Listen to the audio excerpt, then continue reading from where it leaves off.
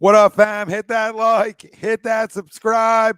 Come talk some Eagles with us. And Sixers, 2 in a row after Christmas. Giddy up.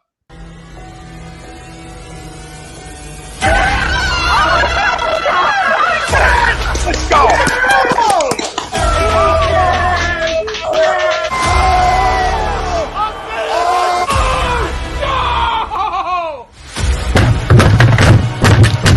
This ain't the fuck like oh, this game he stinks.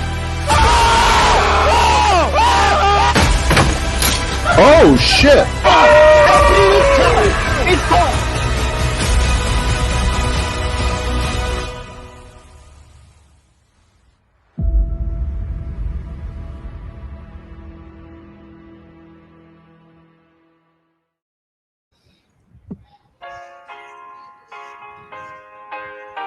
Okay, we're doing this. Hi, folks. Bob Mannery here. You're listening to A2D Radio, real sports talk radio for the fans, by the fans, no agenda. These guys are the best in the business. Hashtag it. No notes.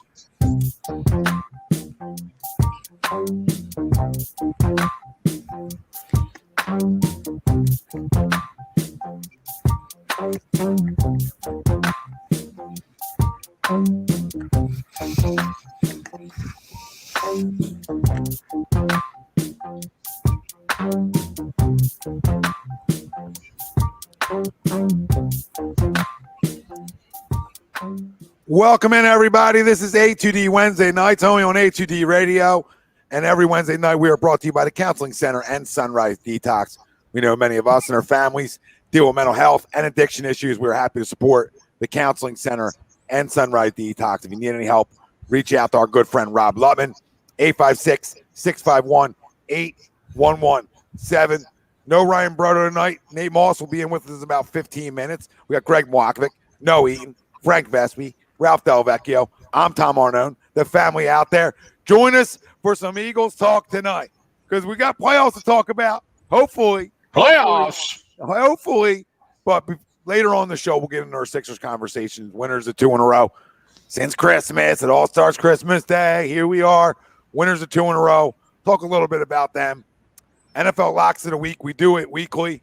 So we'll give you our updated standings on where we all sit, and we'll give you some more locks. Give you some more locks because I feel like I was hot again last weekend. Some guys are hot. I might have been 4-1. May have been 4-1. I don't know. I think I was close. 5-0. Oh, Frank, I didn't know that. I knew I was close. I forgot what my 5th game was because when I was putting my own games in, I try to take my own locks now. I'm like, the guy's shooting like a 61%, and I'm not taking my own locks. I got to follow my own lead. So at least it paid off for me for once. I said, as soon as I start taking my locks, I'm going to lose. All I got to say is that for this week, there has been a huge shakeup, and some might like it, some may not. And I have not done the math on the winning percentage because I didn't ask Ryan what the winning percentages were. So we'll see. Well, we'll see what the shakeup is. We'll tease the word lock of the week shakeup. So stay tuned for that. We'll conversate Eagles, Washington preview, do predictions, players of the game, talk about no shot. It's a trap game, right? We'll get into all that. I don't think it's a trap game when you have the playoffs in front of you, right? Because you can only look at the team in front of you. So I heard somebody say trap earlier, and I was like, well, how is this game a trap, right? It doesn't define trap just because the team you're playing you just played 2 weeks ago. That would be the trap for me.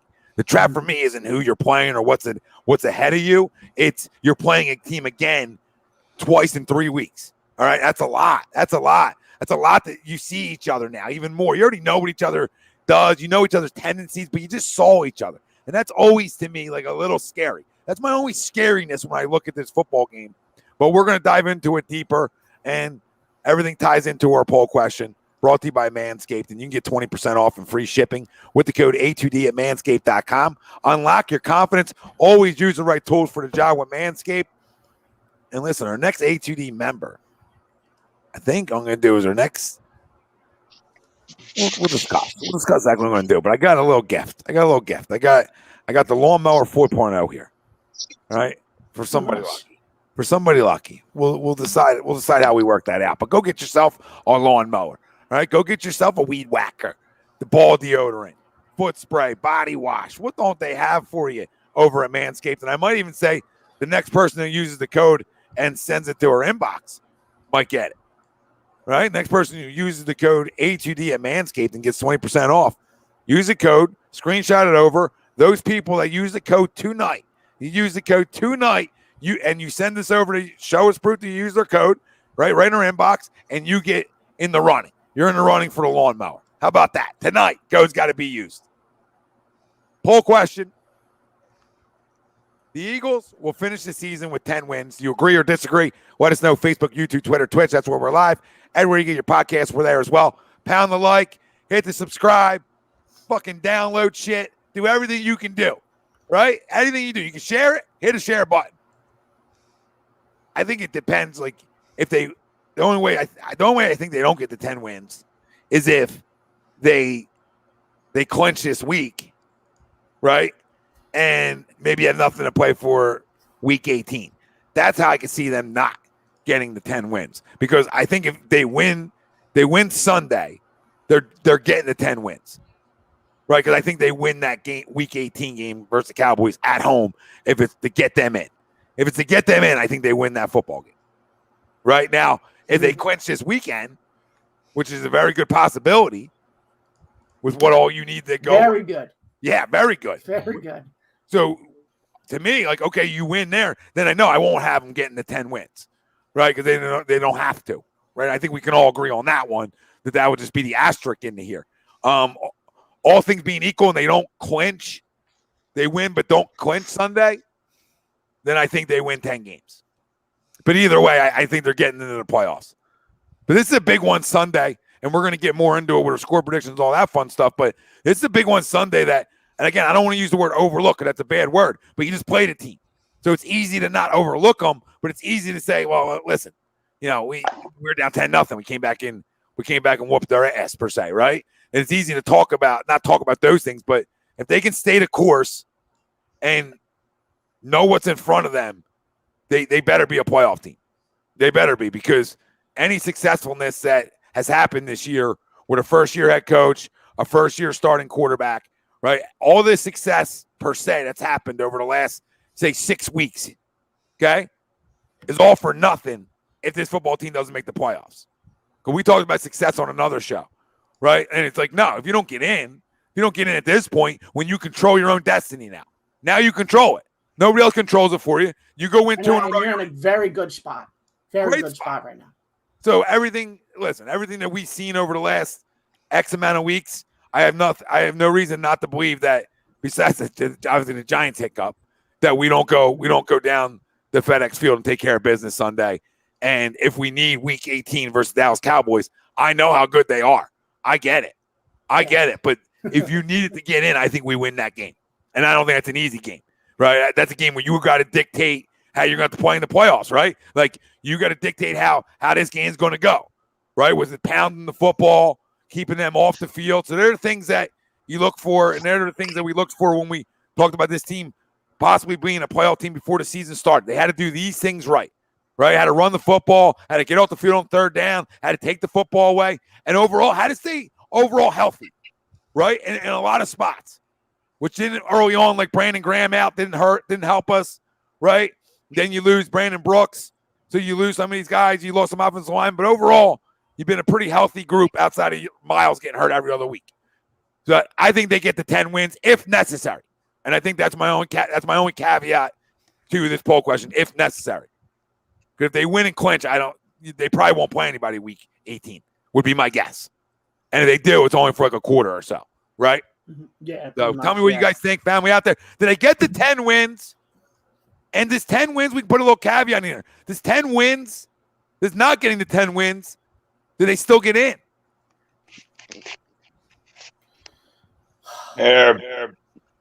I'll go ahead and go. All right. Here's what I see. Yes, they get the 10 wins. I think regardless, I see them beating the Washington football team. We're a young football team in many respects. We got a rookie head coach. We got pretty much a rookie quarterback. I know it's his second year, whatever. And we have a lot of, along with Devontae Smith, we have a lot of young guys who are obviously counting on. So, it's not like we're in certain areas we're pretty young, and we're not the type of team. This isn't the type of team that can afford to take their foot off the gas.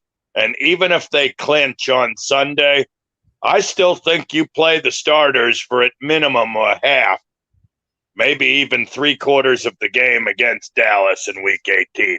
I mean, I just don't think now's the time to turn the off switch. We want these guys ready to go wild card weekend, and I think the way to do it is you play them most of that Dallas game as well, regardless of what it means in the playoff standings. I agree with that. I just this isn't this isn't like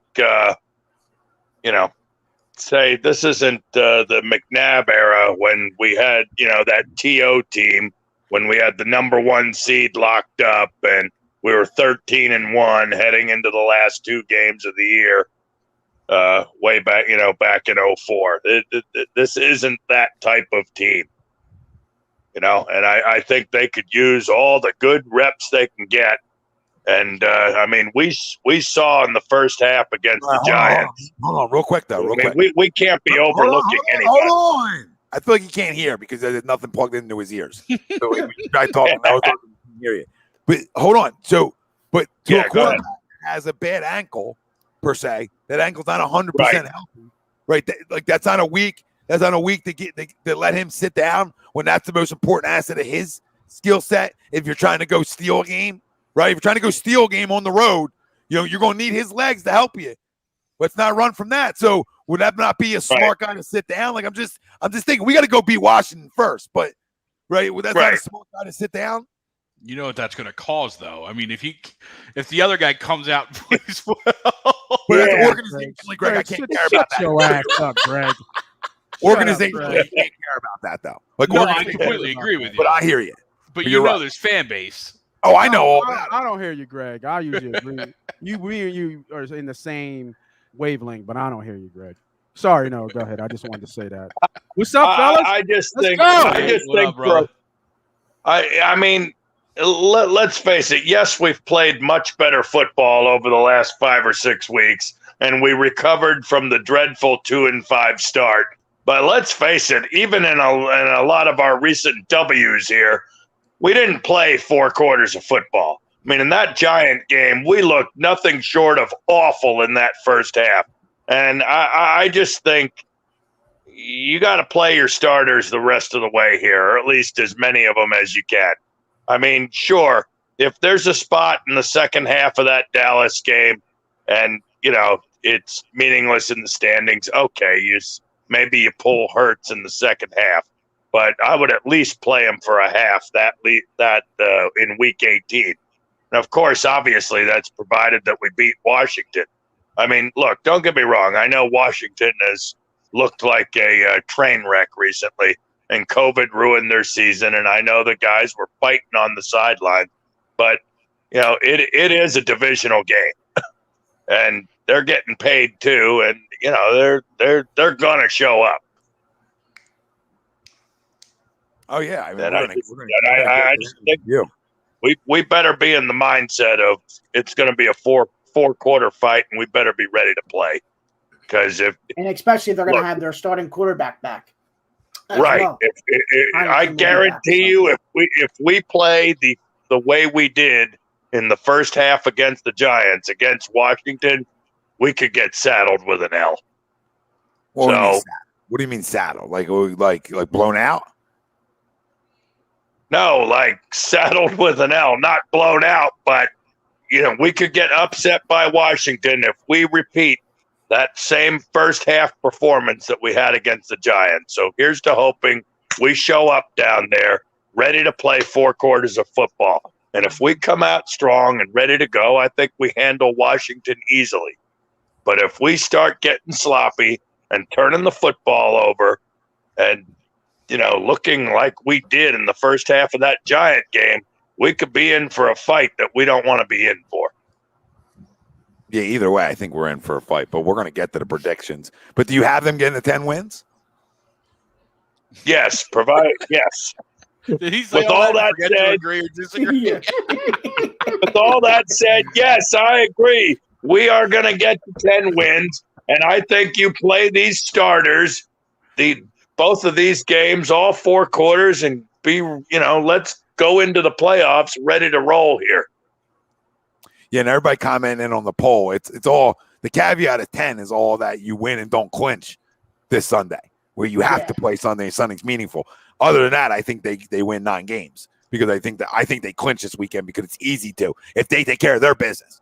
Again, if the Eagles take care of their business, they clinch this Sunday. And if this football team does not take care of their business, I'll yell scream one more time, then this season is a failure. And I don't give a shit what anybody says because it's in front of you. Once it becomes in front of you with 2 games left and you control destiny, it has then become a failure if you don't control your own fucking destiny in a good way.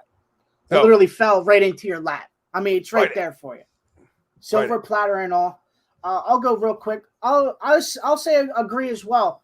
Now, I don't know if any of you guys know off the top of your head. Is there a way we can get to 6 or 7 the only spot we can get to for playoffs? There is a way you can can get to 6. Yes. Because if there's a way to get to 6 and week 18's there and you're looking at matchups and stuff like that, I mean, I could see them playing week 18 if you want to get up to 6 with San Francisco. I'm glad you asked my Michigan State friend. There is a way you can get to 6. Nice. Do you know it off the top of your head? Or I don't know the exact way, but I was like toying around with the website Playoff Predictors. Uh-huh. So spoiler alert, I actually agreed to the poll. So I do have us getting 10 wins. So at 10 wins, the highest seed you are going to get is the 6th seed, depending on where Arizona finishes. So, and I think with the Cardinals' final matchups, with the Cowboys and the Cardinals, Cardinals take on the Seahawks. The Cardinals are at least they can finish worse is the 5th seed in the NFC. So at this point, it's either going to be the 6th or the 7th seed, depending on how the Eagles do. Gotcha. Yeah, so for the poll, I'll go agree. I think we get to 10. And I agree with you, Tommy, on the sense of, the playoffs are right there for you.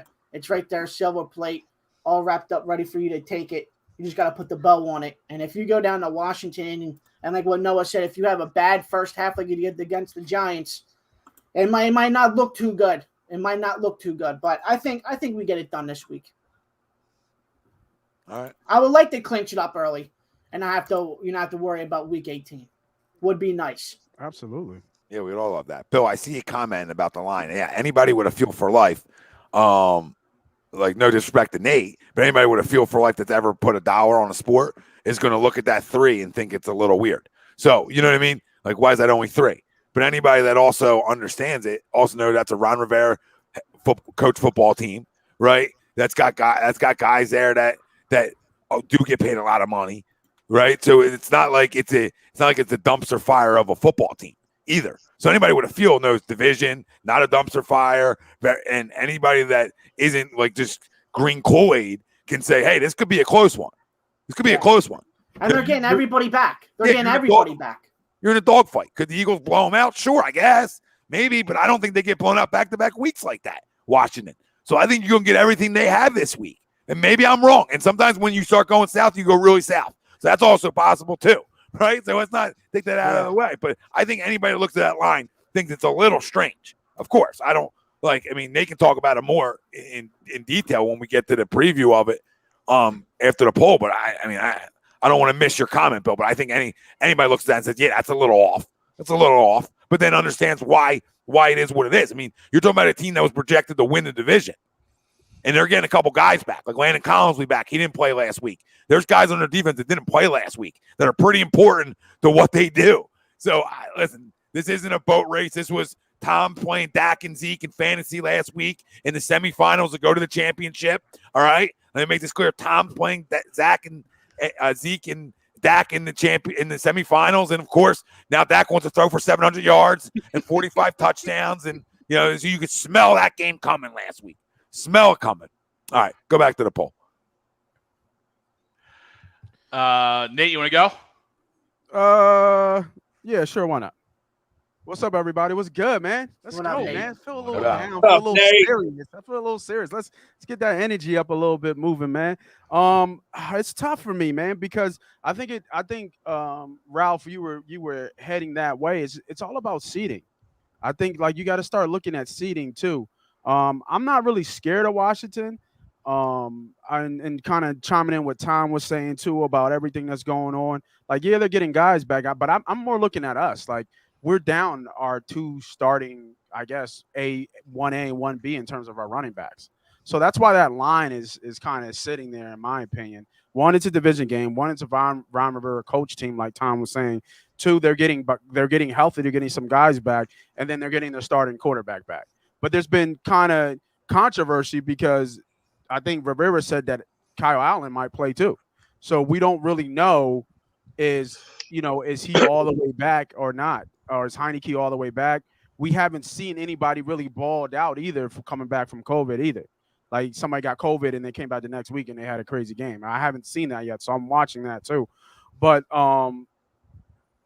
man, it's tough, man, because if they win the game and Frank, help me out, they win the game and the Niners win or lose. Niners and Vikings lose. We lock up. We lock it in.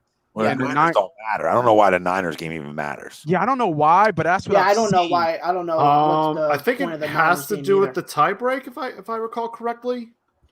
Yeah, oddly enough, the Niners need to beat Houston, and the Vikings need to lose to Green Bay. Why that is, I have no idea. That doesn't make sense. And we have to win. I don't understand. I don't understand why the Vikings lose. The Vikings lose and we win. We're up 2 games. On the Vikings, but not the Niners. Yeah. The Niners don't matter. Niners in the 6th, 7 make it. Well, yeah. The Niners would hold the tiebreaker on us, though. Yeah, but they're the 6th. We're the 7th. Right. So you need Saints to lose again. Well, that's the other side of it, too. Yes, you need the Saints to lose, too. Yeah, I feel like the Niners have nothing to do with Saints, and the Saints already Actually, lost. I don't think.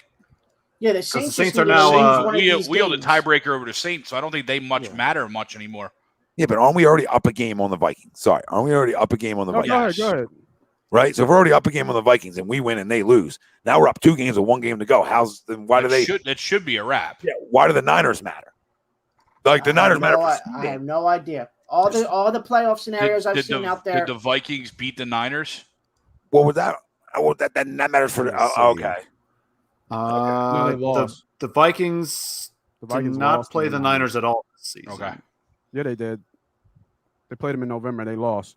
Niners won that game 34. Oh, yeah, they did. That's right. I overlooked So there you go. That's that matters less anyway. Yeah, I don't know why. I've seen a lot of quote-unquote scenarios. That's why I said something on Twitter. I'm looking at this right now, and it says that the rank is determined by the head-to-head tiebreaker in the conference. Yeah, but one has nothing to do with 6 or 7. We're talking about wrapping up one of the seeds. And we're 7. It's confusing. It's confusing. I'm going to unconfuse it for the people. If the Eagles win and the Vikings lose, they're up 2 games on the Vikings. That's over by Minnesota. So they have nothing to do with anything. I guess the only teams that can literally legitimately have a conversation is Atlanta and New Orleans, and both of them we've already beat head-to-head. So both of them are out of the equation if we both go 1-1, right? If we both go 1-1, then they're out of the equation too, right? If they go 2-0, then they're still out of the equation. So because we hold the tiebreaker head-to-head versus both of those teams, right? So who's left? Nobody. It's Washington. They're 6-9. If we beat them, they're going too. So where the hell does the Niners beating anybody, the Titans, factor into us clinching a playoff spot? It boggles my mind. If somebody out there really has a better answer, then please enlighten me, because I'm looking right at it with my eyes.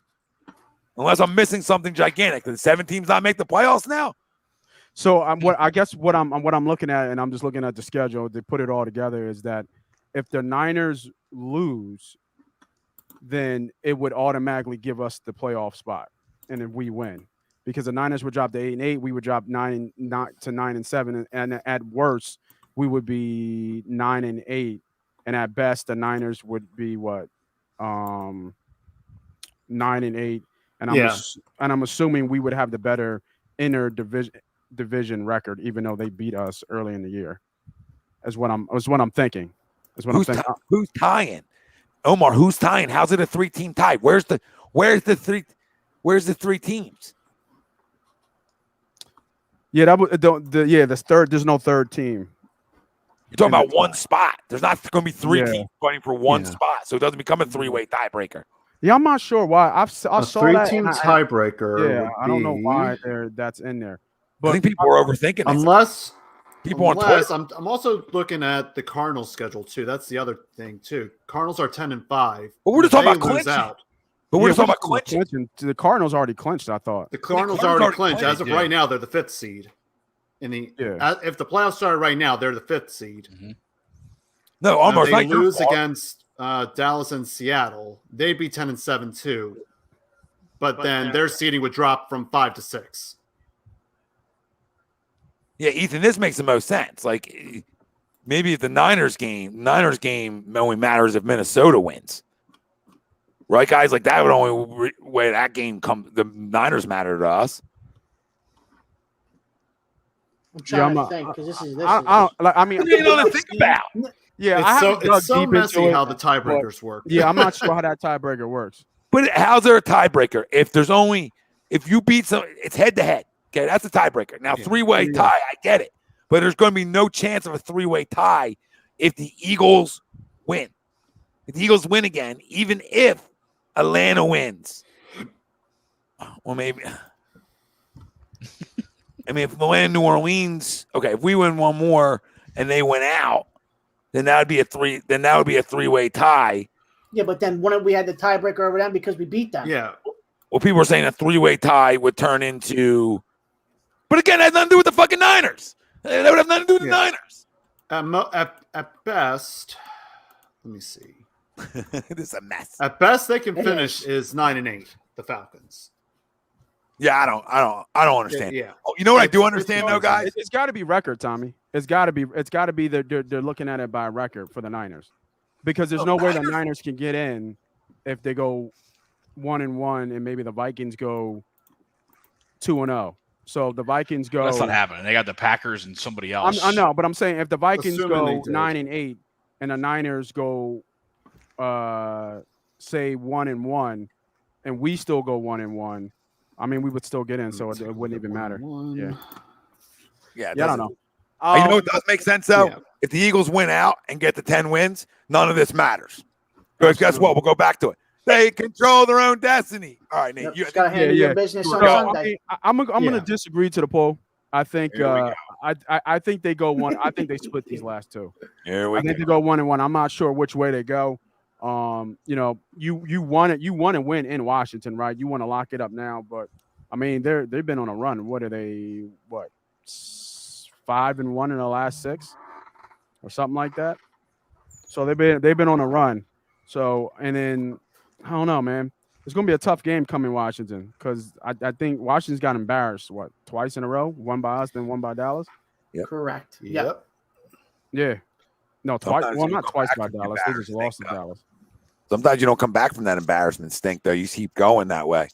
Yeah, you know, it's weird because you see them imploding, but like you talked about earlier, this is a Ron Rivera coach team. We know, Riverboat Ron has been a decent and respected coach throughout, his history of coaching Tensor. So it's going to be tough, man. It's going to be tough. I think the line is right.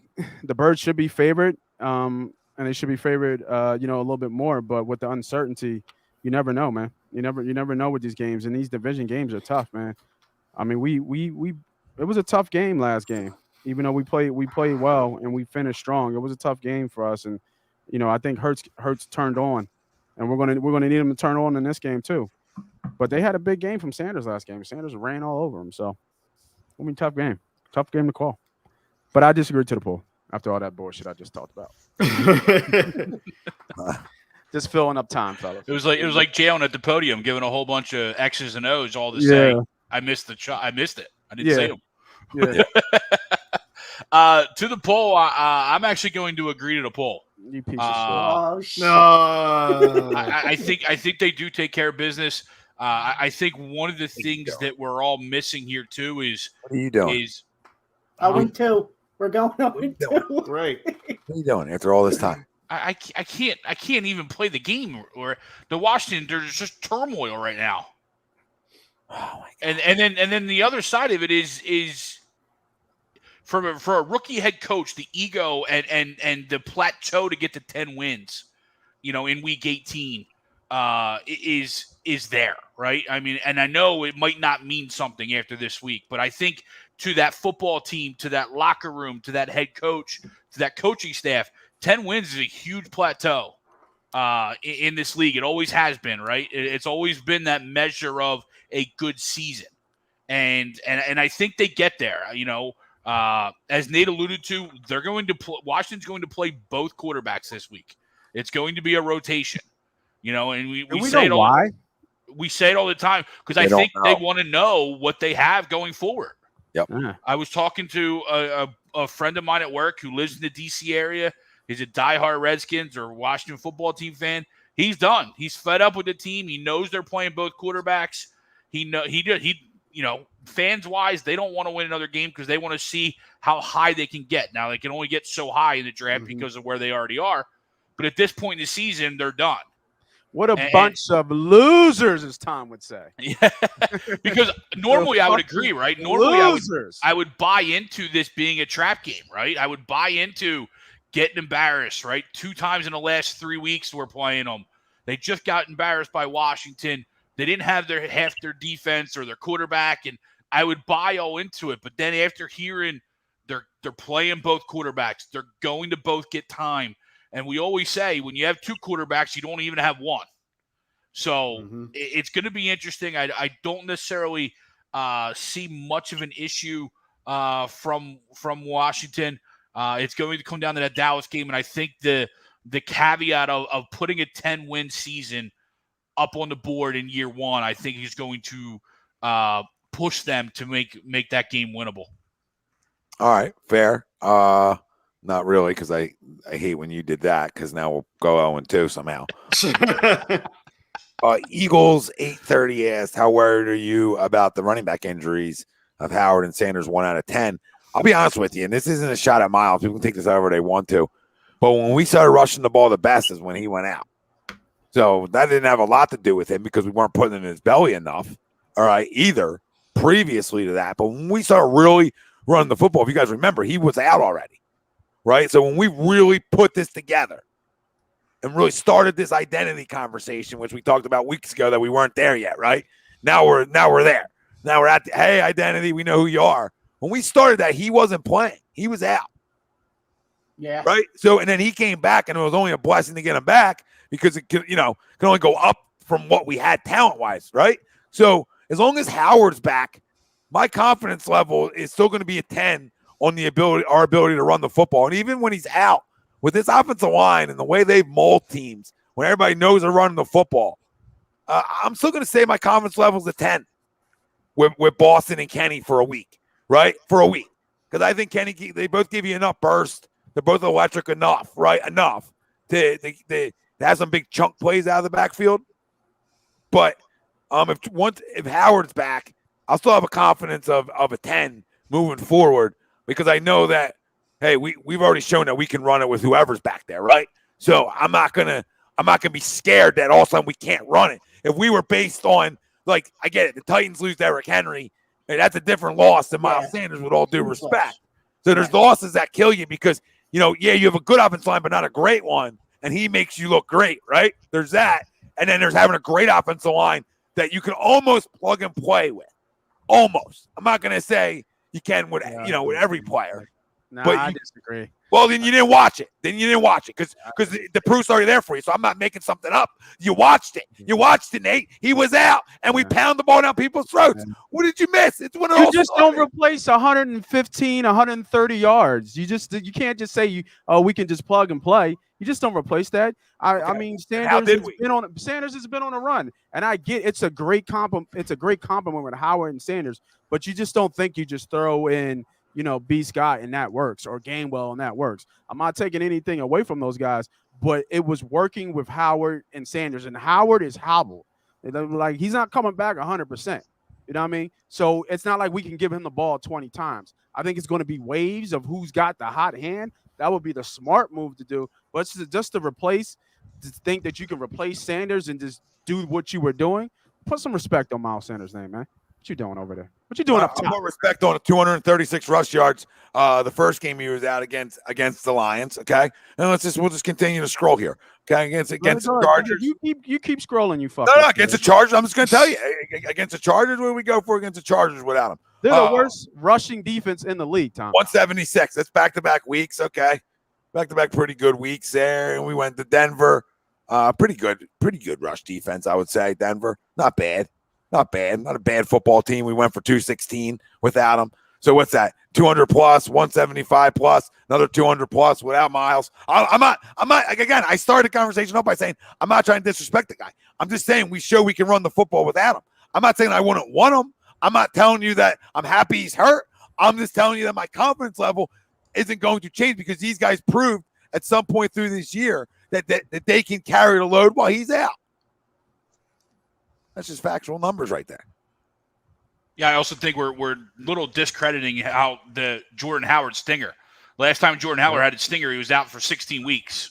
Yeah. Kind of to a little bit of what Nate was talking about. How healthy is he, and how much can he, load the brunt of it? Because to your point, Tom, during that whole stretch, Jordan Howard was healthy, so you had a quote unquote number one type of back there. We potentially are losing both of those guys from this offense, and to lose both of them is a huge worry going into the playoffs. Now, Howard, of course, isn't like it's more of a physical and a more pain tolerance injury, so he potentially would be available for the playoffs. Miles, of course, we're up in the air with.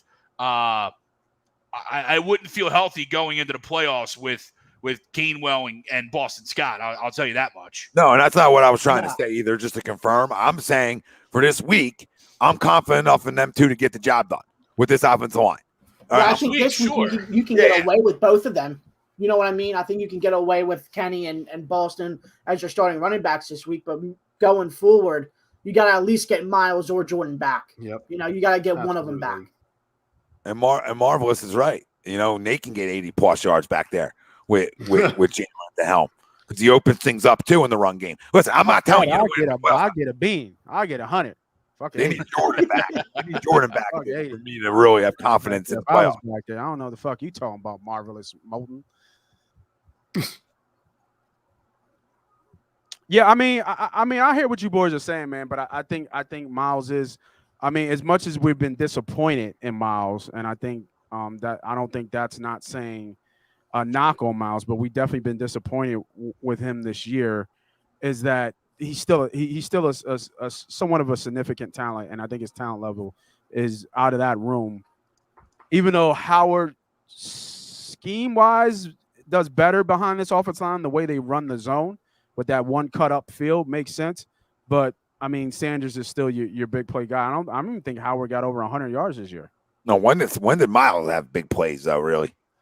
Well, he had a couple big runs. No, he has chunk. He has chunk plays. But I'm talking about house calls. He has chunk plays. But unless he's house calling for me, I look at them other two guys. That's what I'm saying. He's a disappointment. He's got all these chunk plays and he hasn't scored yet. It's amazing. Yeah, it's crazy. Like I've never seen somebody like that. Yeah, I never seen a guy with that much talent like that. Like can't injury. He doesn't score, and then two just doesn't put it all together. It's weird.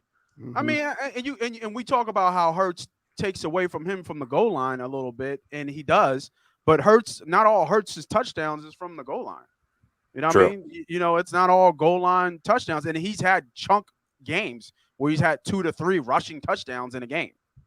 You know, it's not like, we play 15 games, 16 games already? Like, come on, man. I need you to get in the zone, Miles, because you killed me in fantasy playoff. God damn it. I need you to get in the zones, man. Where's your guys' confidence level? The guys who didn't go. For me, I mean, if we can get one of them back, I would say about a 7. But like I said, I think we can get away with Boston and Kenny for 1 week, but we need at least one of these guys to come back for this next weekend, hopefully for the playoffs too. Like you said, Tommy, for Boston and for Kenny to be in the playoffs or whoever said that, I'm not. That doesn't sit well with me either. Yeah, I mean, you might be going against Tampa, and their front's pretty good. That's just a little bit. Yeah, so you would like to have. So I would like to have one of them back. Like, I need my stars. Yeah, I need my stars. I mean, we talked about it last week. Like, I think we are still a dangerous team. Don't nobody want to play us, right? Don't nobody want to see us in the playoffs. But we need our studs. You know, we need our guys in the backfield that can put that. You know, that makes you bring 8 to 9 in a box and dares Hurts to throw the ball. And I think I just saw something in the comments. Somebody talking about Seth Jordan. Like, let's get it. Just understand the whole dynamic of the X's, O's and footballs and stuff. We understand that we're a rushing team. We understand that we rush the ball well. The problem is the reason why they were audibling and Hurts might have been changing it or somebody was pointing a finger, whatever the situation is. If you're at what I want to say, 22 personnel, 2 tight, 1 back, and 2 receivers.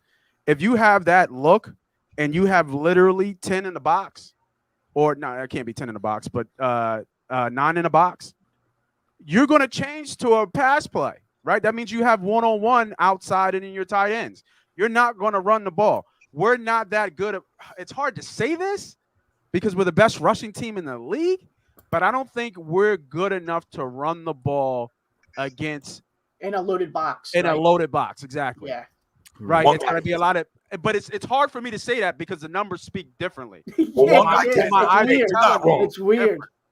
Nate, you're not wrong because you're right about that earlier in the year too. If you're seeing one-on-one, you're taught to go in. You're taught the audible out of that and sure. Throw the football. But I'll say there's one guy, I think that's the most important part of our running game moving forward because I think what scares teams more in the postseason and what would bring us more success would be Jordan Howard. Like if I had to pick one of the two to come back, and I'm not saying this guy's better than the other guy or has more talent than the other guy, but if you had a gun to my head and said, Tom, you can only take one for the postseason, who are you taking? Give me Jordan. Give me Jordan.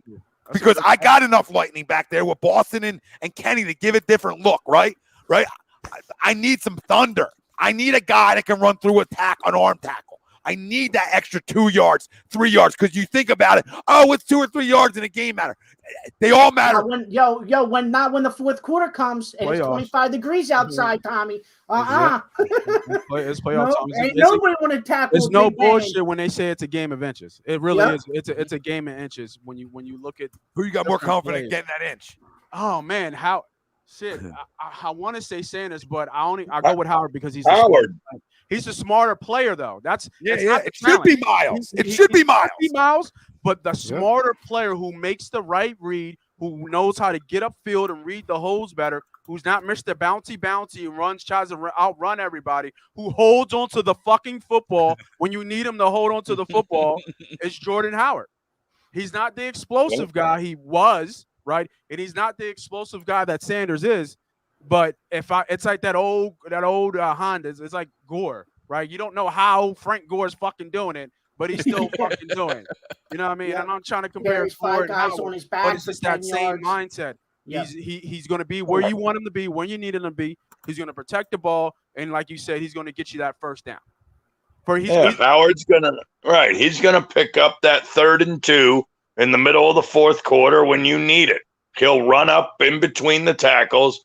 And I like my chances a lot more for Howard to get that tough 2 yards.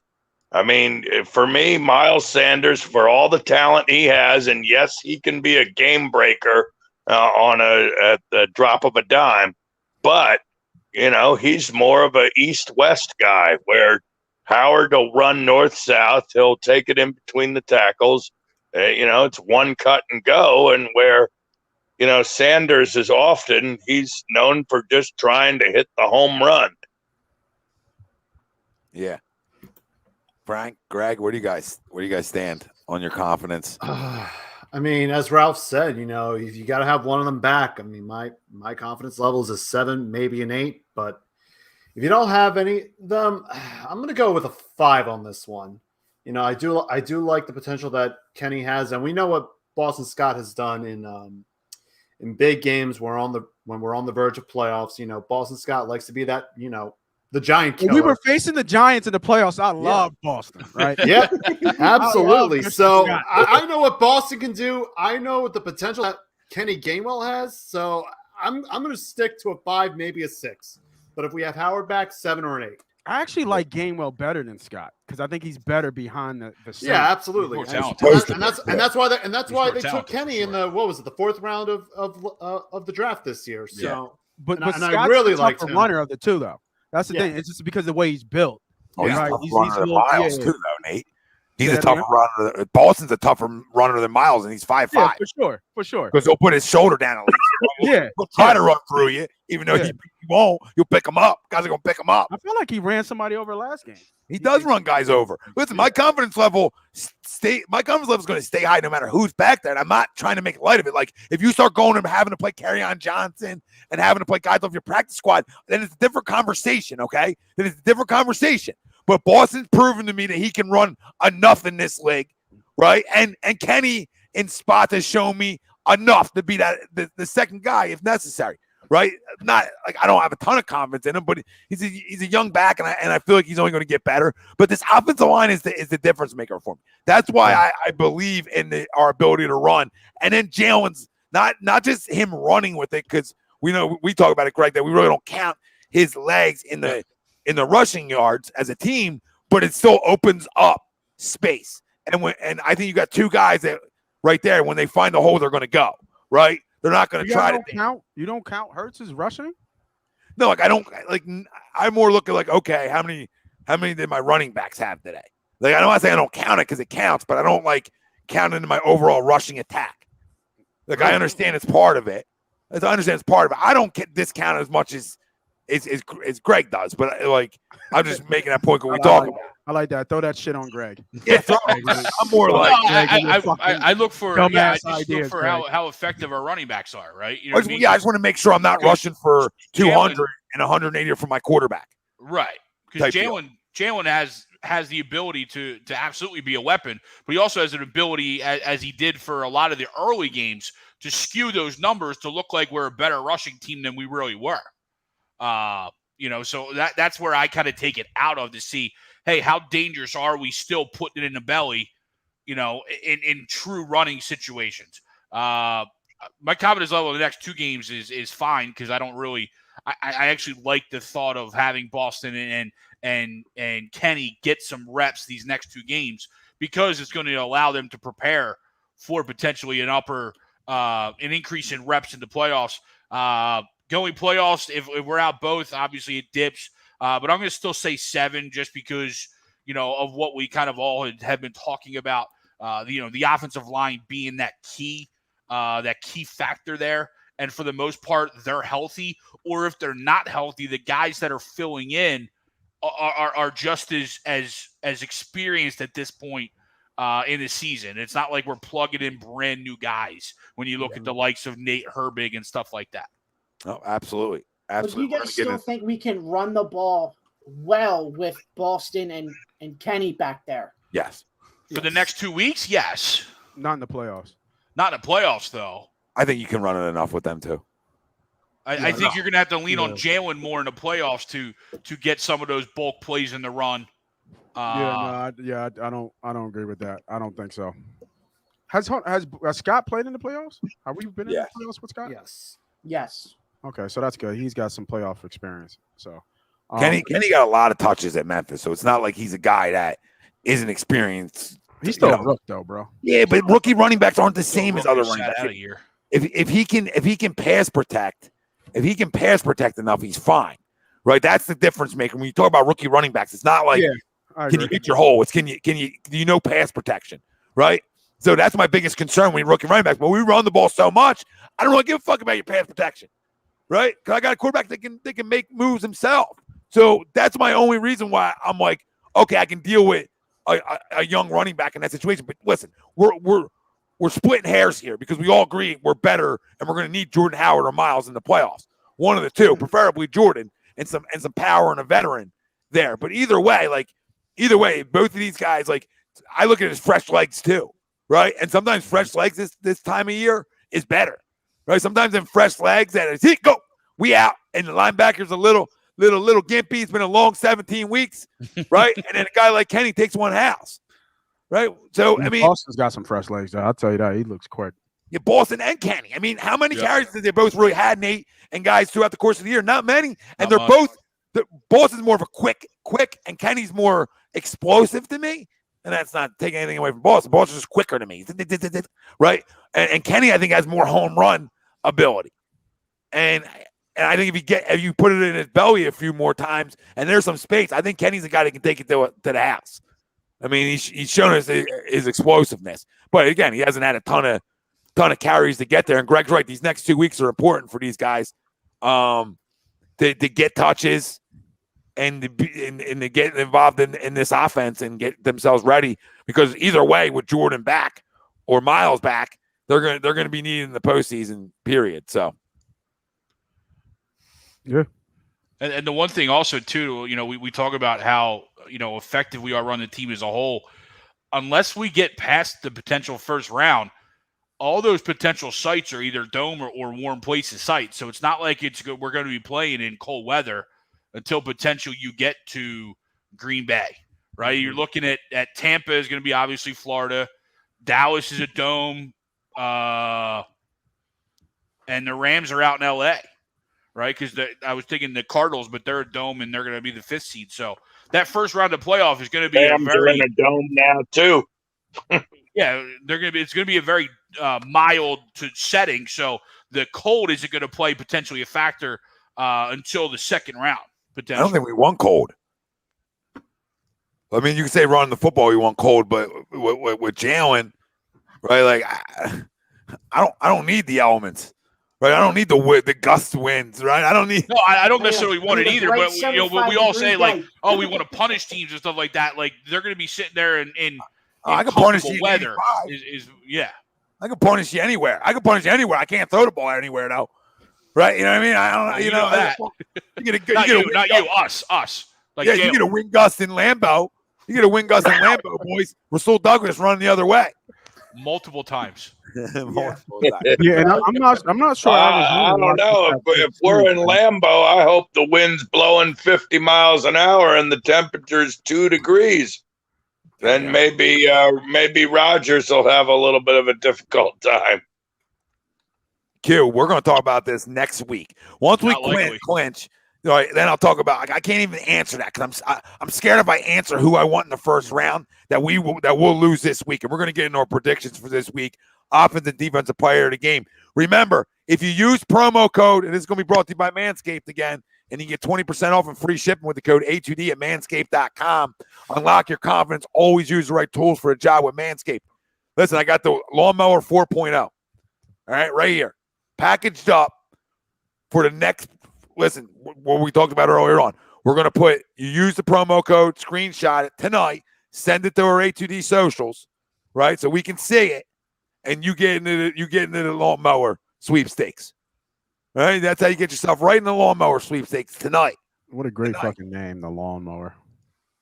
Well, that's what it's doing, baby. I mean, right? It is lawnmower. Cut that grass up, man. Trim, ladies happy. Use the damn promo code, people, right? And you get, how many people are really going to use it? So you're probably going to get in a drawing of maybe tops 20 people that use the promo code tonight. Maybe y'all go run. There's 125 people watching live right now. Go run and use it and get yourself right in this. But you got a screenshot. Let us know. We need a screenshot of your order, right? Don't order a lawnmower because I'm going to give it to you. To order something besides the lawnmower. Get a little weed whacker in you. A little weed whacker. Send it over. Body wash, some shampoo. We'll announce the winner. Lip balm. Sorry. Friday's show will announce the winner. All right. So send over your screenshots. Let's go, people. 20% off and free shipping with the code A2D at manscaped.com. Make sure you're using the promo code and show us. All right? Be killer if 20 people use the promo code. Holy shit. Yeah, go use it. Go use it, people. Send the screenshot to any A2D radio social media platform. So, offense, we got predictions, offense, defensive player of the game. We're also, it's the giving season, but we're always giving during Eagle season. $25, okay? Venmo, PayPal, Cash App, whatever you got, baby, sent to you if you nailed a score. Nail it in our comments right now, but put in offensive, defensive player of the game because that's the tiebreaker, right? If you're up against and you both have the same score, need a tiebreaker. Let's go, people. Comment in, give us your score predictions, offense, defensive player of the game. Listen, we talked about it earlier. This game worries me a little bit because I feel like a lot of people are like taking them for granted. Like it's going to be easy. But I still think I still don't see how we don't go down there and win this football game. We played well on the road this year. They're two quarterback system this week. Like if you're going down there and somebody's playing a 2 quarterback system and they beat you in the NFL, you don't know. There's no playoffs for you. Sorry. Yeah, there's no playoffs. Just go home. All right. Yeah. Go home, go to a nice island, get the fuck out of here. Just like the last 2 guys shouldn't have beat you. All right. Jake Fromm and Gilbert Grape. Okay. Taylor Heinicke combo with Mr. Allen should not be beating you as a combo ever. And it shouldn't even be able to beat you by themselves, to be completely fair. They shouldn't beat you by themselves. All right. The Washingtons won football games because they run the football well. So if you stop their run and make them have to beat you throwing the football, neither one this year has really shown they can. Okay. Not really. And we've seen enough Washington games on TV. Now, how's his defense? Right, that's the biggest question mark. But again, I thought Landon Collins was coming back. He's not coming back. There's other guys out. Right? I don't think Montez Sweat's playing this week. So if that's true, I mean, they're just down to the 2 fistfight brothers and Payne and Allen, who I love both of them, both Bama guys. I love both of them, but I think you can run the football on Washington. That one time, that boy went to sleep. If he hit him, yeah. If he hit him, it would have been ugly. Night. My bad. Go ahead. No, you're good. 34-17 Eagles. Even though I can see it being that close game, I'm going to stick with what should happen. What should happen is you go down there and they should be able to take it to them. And I know it's Ron Rivera. I get it. But it's not like they won a ton of games last year, Washington. And it's just a mirage. It's not real. So I'll go 34-17. And the offensive player of the game. Let's go. Speaking of running backs, let's go with Kenny. Go with Kenny Gainwell. And the defensive side of the football, man, it should always be 91 this time of year, right? Should always be. It should be. Should always be 91. Rodney McLeod's starting to play good football. Yes, he is. He had a couple of big hits last week. Yeah, he did. Yes, he did. So I'll go Rodney. We'll go Rodney McLeod, defensive player of the game. All right. Frank, you can go next. I'll go last. Let's see. For me, I'm going to go. Is Frank going to tell us what's so funny since he's laughed for the last 15 minutes? No. I think we want to know. I think we do. I saw something funny. Well, I mean, enlighten us. Everybody loves a laugh. You wouldn't understand the joke. Maybe it will test me. All right, so a family walks into a talent agency. The talent agency is like, "Hey, what are you doing?" So the family's like, "Oh, we got an act for you." So, well, I can't tell the rest of the joke because it's not safe for work, and and they do a lot of not safe for work things. And the talent agency is like, "Wow, that was amazing. What do you guys call yourselves?" And the family says, "The Aristocrats."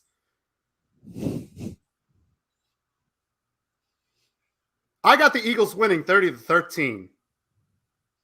And I'm not giving my players of the game because I'm afraid I'm going to jinx it. All right. A lot happened there. A lot happened. I'm not going to get those. 10 seconds. I'm not going to get those last 30 seconds of my life back, am I? Nope. Shit. Happy New Year, everyone. Well, see, what people don't understand when you're talking, somebody's cracking up. You're like, okay, what the fuck did I just say? Right? When you say a lot of words, you're automatically wondering, okay, what did I say? Or what did somebody say that I missed? Right? I didn't think that's anywhere where that was going. I thought I missed somebody doing something. I thought I missed Noah, like fucking phone falling off his face. I thought it was like a face I had made earlier when somebody was saying something, but I didn't know it was a full-fledged joke going through your head with a punchline. Jesus Christ. And then I saw Ralphie laughing, so I definitely missed something. and here we are. Here we are, guys. Here we are. I like it, Frank. Keep working on your material, man. We'll give you another shot next week. I'll try. All right, bet. I used to do a stand-up comedy routine. Yeah, you are great at it. It's not on YouTube. Frank, don't quit your day job, all right? I'll try. It's just the awkward silence after the joke was just. It was great. It was good. It was good. I like it, Frankie. All right, let me go. Let's go. I don't think they scored so many points. So let me go 24. I'm going to go 24-16 Birds. Still comfortable win. I think they get it done. Players of the game. I'm going Smith, man. Mr. Gold Jacket himself. I think they get him to 1,000. I think they're going to try to force feed him the ball, get him to 1,000. Would love it. Would love it. Key in those prop plays for Mr. Smith. Let's look at it right now, real quick. While you're doing that, I would love for them to feed him the way Tua feeds Jalen Waddle. Oh my God. Oh man, they do a lot of creative things too. A Waddle too. Yeah, that was a great goal line. That redirection goal. That little and then that handoff. Yeah, loved it. He's fat. Yo, man, I didn't know how. I mean, I knew he was fast, but his even like game speed fast too. Who, Waddle? Yeah, man. Oh yeah. Waddle translates, no question. Yeah. You weren't sure how good he was because he's playing alongside the other guy. Yeah. And sometimes vice versa, right? And he was more banged up on a regular basis. Yeah, they don't have the prop plays. They don't have the player prop. No, I've noticed that the last few weeks when I've been trying to do my locks, it's been screwing me up with my locks. That's why they're so bad. Yeah, I mean it's Wednesday too. It's super early. Oh, that's why, Greg. I was waiting for someone to catch up. I just kind of went over it because I was like, Nate just drove right by, like, what the freak is this guy talking about? What's going on? Bobby, you got to take Waddle, bro, because they just feed him the football. You know what I mean? Like as much as AB's AB, I get it, but he's got Brady. But as much as they feed him the football, Jalen Waddle, you have crazy, to take dude. Especially a PPR, Bobby. He's going to get 12 targets. Exactly. So even if he catches 6 of them, Bobby. 12 catches. Yeah, well, and if he doesn't, even if he catches 6 of them, Bobby has a decent enough game for you, and he most likely finds the end zone because I feel like that's all he's been doing. Yeah, no, oh man, that's a tough one. I actually like AB, man. I think you could say the same thing for AB, but AB's always had a knack to get in the zone. That's the one thing. He's small, but AB gets in the zone, man. He always scores. Should have known you to go the opposite on me. Guy's getting 12 fucking 15 targets a game, and Nate's gonna go AB on me. I mean, guys getting 50. Who else they got? That's the point, and he's still getting the Jets. It's the fucking Jets. Oh, what a game. Who's got the Jets? The Bucks? Yeah, the Bucks already clinched. I mean, they're still playing for 1 seed, I guess. I mean, he had 50. Brown had 15. He's coming off the injury. He had 15 targets, 10 receptions for 101 yards. You know what I mean? Like he gets the same thing. Waddle. You're right. Waddle's going to get force feed, but Waddle might be off too. Like I'm going to get 6 catches and 85 yards from AB for sure. That's guaranteed. I'm not sure if I'll get that from Waddle. Coming off the career game he just had. What do you have, like 12 catches? And they go against the Titans. Is that at home or on the road? It's on the road. On the road. Could be cold. Could be cold in Tennessee. And you got miles of feed over there. And Dolphins won 7 in a row. They're due. They're due for an L. Yeah, they got miles. Especially after they got the Brinks curse on Monday. He, Brinks 1,000%. said that they're going to make the playoffs and win out. So that's happening. You got the price Kurtz. Let me look at Waddle right now. Hey, correct me if I'm wrong. Speaking of the Dolphins, if they win out, they're in, right? Correct. Yep. I mean, I know they have a Herculean task of beating the Titans and the Patriots, correct? Correct. I think that's who they play the last 2 weeks of the year here. But I'll tell you what, who would have thought the Dolphins and the Falcons would even be in any sort of postseason conversation when both of these teams started 1-7, right? No, I even up yet one. Whoever thought the fucking Eagles would be here? Because I didn't. Yeah. They were 2-5? Not here. Yeah. Shit. Who would have thought the Eagles be in here? Talking about controlling our destiny. We're talking about seeding. Yeah. No, you're absolutely right. Like they're going to make the playoffs. Been quite a turnaround. 3 first-round picks. Unreal. Mm-hmm. Unreal. That's why this is so important. And people tell me, like, well, why, when we talk about the success and all that, right? Because if you make it right now, you're even more attractive to people too. Like more people want to say, I want to see what's going on there, right? Yeah. So you have a better chance that somebody walks through your door free agency wise to be able to entice them to come here even more so than if you're not a playoff team. The fact that you were 2-5 and basically drowning at one point in the season, and you turned all of this around to make the playoffs, says a lot. You know what I mean? Says a lot.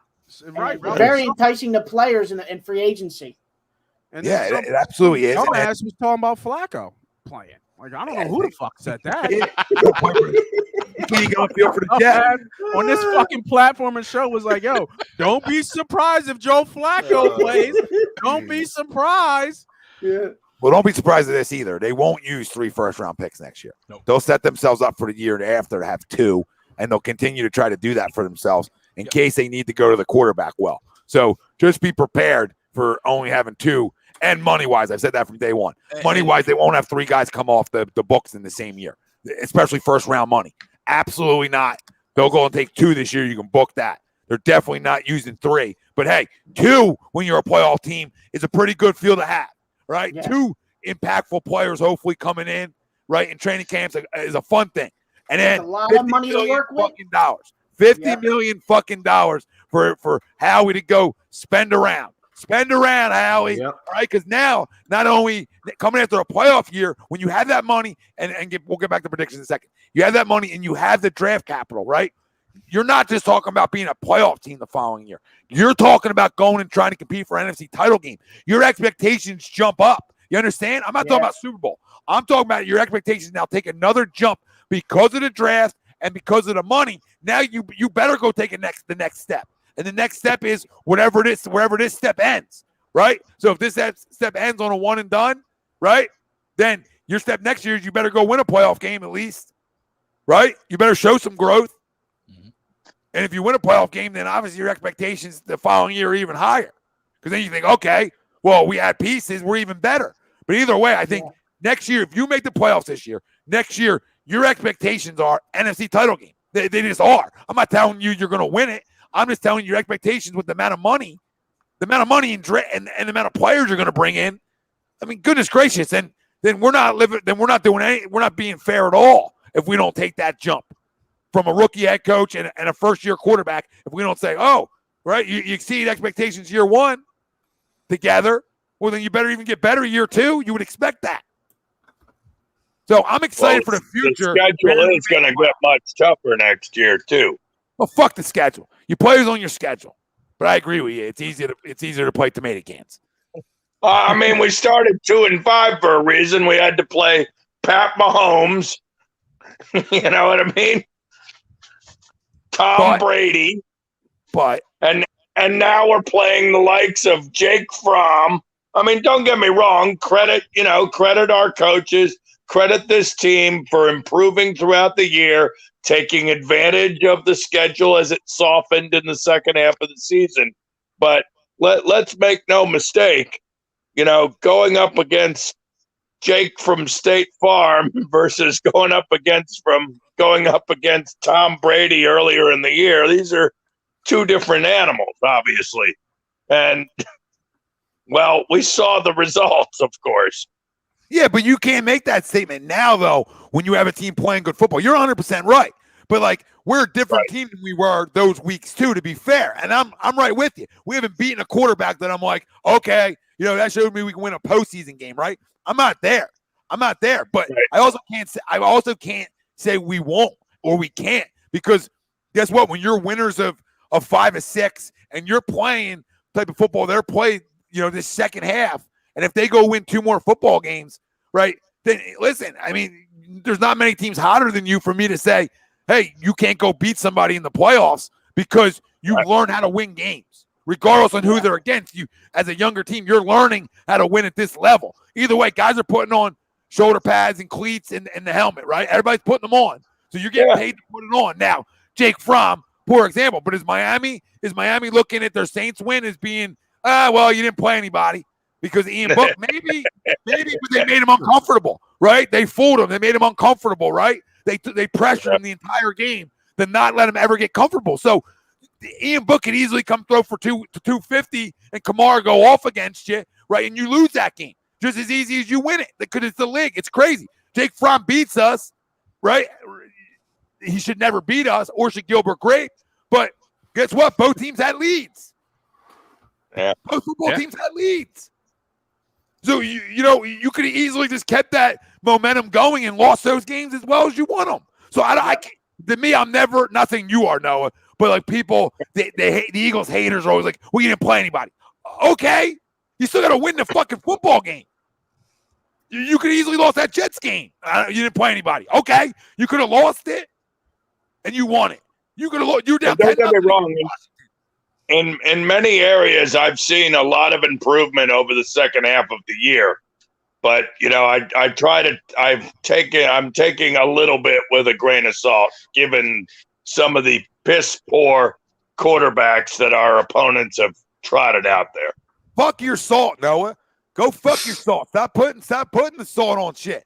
Listen, you people out there, we got a lot of people watching. You better hit the damn like button and subscribe if you haven't. Let's go. Giddy up. A lot of comments. All right, did you give your score yet? Yeah, with all that being said, fuck it, we're gonna win the game.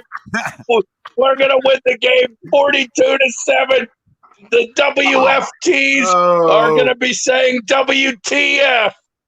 He said 42-7 after all this, wow. He goes 42-7. That's Ralphie. What's worse, Ralphie? The 6-3 Jets score that turned into the greatest show on turf for both teams, right? or this one. It's going to be a long Sunday. We're winning 5-2. I think that 6-3 score was we got Greg winning out. We got a blowout from Noah. It's going to be a close game. Yep. Hold on. I predicted 6-3 Eagle win over the Jets from a few weeks ago. In overtime. None of it was from a field goal. In overtime. Or in overtime, yeah. No, by not the way, a touchdown, only 2 field goals from the last Eagles. Week, by the way, you predicted 34-3 last week. If the Giants didn't score, you would have gotten that score right last week, Noah. Yeah. At the end. Oh, yeah. But of course, that giraffe Mike Glennon likes to ruin everything. So there we go. Oh, yeah, and with Pat, the Penn State Illinois prediction was pretty bad too. Oh yeah, I did predict that. You did. Yeah, you did. Yep. Yeah. 9 overtimes later, and yet James Franklin still has his job. Oh well. I'll tell you what, I would love James Franklin's job. I mean, I could get paid $80 million. I could lose every game against a ranked opponent, go to a fucking toilet bowl, and lose to a mediocre SEC team. Yep. I mean, holy shit. Well, who knows? Because of the fucking virus, they'll probably cancel the damn game on New Year's Eve at the stroke of midnight. It's in Florida. It's not getting canceled. Only one game was canceled, I think. All right, now who's your offense defensive player of the game? All right. I mean, all kidding aside, I don't think it'll really be 42-7, but I think the Eagles do dominate. All right, Let's go with 20. Let's go with 27-10. This guy is changing score prediction on the fly. Unbelievable. All right, you ready? And how about our offensive player of the game? You know, I know we've shit on him all year long. Oh my God! Don't even start. Don't even do this. Reger, give a little. Tell you what, he's gonna shove it in our fucking face, and he's gonna actually return a punt for a touchdown. I'm betting when that comes available, I'm betting it just because you said it. Well, that's not just for shits and giggles. Hold the fuck on. Return a punt for a touchdown ain't shoving up nobody's face. We knew he was a gadget spinner. Right? How about a receiving touchdown? Yeah, take a step further, Noah. That's a lot to ask. That's a lot to ask for. Well, then he can shove it in our face with a punt return touchdown. Fucking gadget. That's about the only thing he can do. Yeah, we knew he could run straight. They should actually put him in the backfield a little bit, I think. Oh my God. Yeah, Nate. Let's put a puss in the backfield. He wants those touches. He wants those touches. I'm just saying. Just put him in the backfield a little bit. I mean, I've seen people talk about Debo. He's not obviously. Don't even put him in the same breath as Debo. Not even close. Of course, Eagles fans would say yeah, that. of course. But I think from a skill set in terms of his speed and how explosive he is, I think you could put him in little gadget plays here and there. Is he explosive though? Oh, for sure. He is fucking for sure. Will you talk? He's made one play his whole career. Who are you for sure in? He's made one play in his career right now. You're better than that. Come on, Nate. Oh, Nate. He had one kick return in a game that was already out of reach. That game, and then he had one catch this year. His catch 2 weeks ago. You talk about a lawnmower for Manscaped? He eats up yards. He eats up grass fast. Who Jalen does? Are we talking about the same guy? We're talking about Hurts or Reger. What are you drinking? What are you drinking? Because at the end of the day, name a guy on a punt return that he's made miss to start his little show off. Right? He never makes the first guy miss. Mr. Speed. Mr. Eats up yards. He fucking eats up yards running backwards. He's going backwards more times than he's going forward. Yeah, he's not exactly D-Jack back there from 10 years ago. No. Eats up yards. That might be the clip of the whole year. Jalen Reger eats up yards. Was that is that it? Is that my worst take of the year? No, I just love you. You just put it on a tee for me there. That's all. I mean, listen, I want the guy to be successful. He's 22 years old, right? And your career, Greg, you shake your head. No, I'm an Eagles fan. So no, I know. I'm an Eagles fan too. I still don't want him to be successful. I do. I'd rather go without him. You don't want him to be successful? Not here. I'd rather go without him. Oh. Yeah, I'm not an asshole like that. Like I want him and Devontae to be good together would be nice. He's 22. I don't want to say his career's over, right? At least he's showing these little glimpses of okay, are you getting better, right? And I'll take that, Nate. But he hasn't showed me. Is he? He got to show me his explosiveness at the wide receiver position that I was promised, because I have not seen that yet. Right? And a punt return and all that fucking cute shit, that ain't going to do it for me.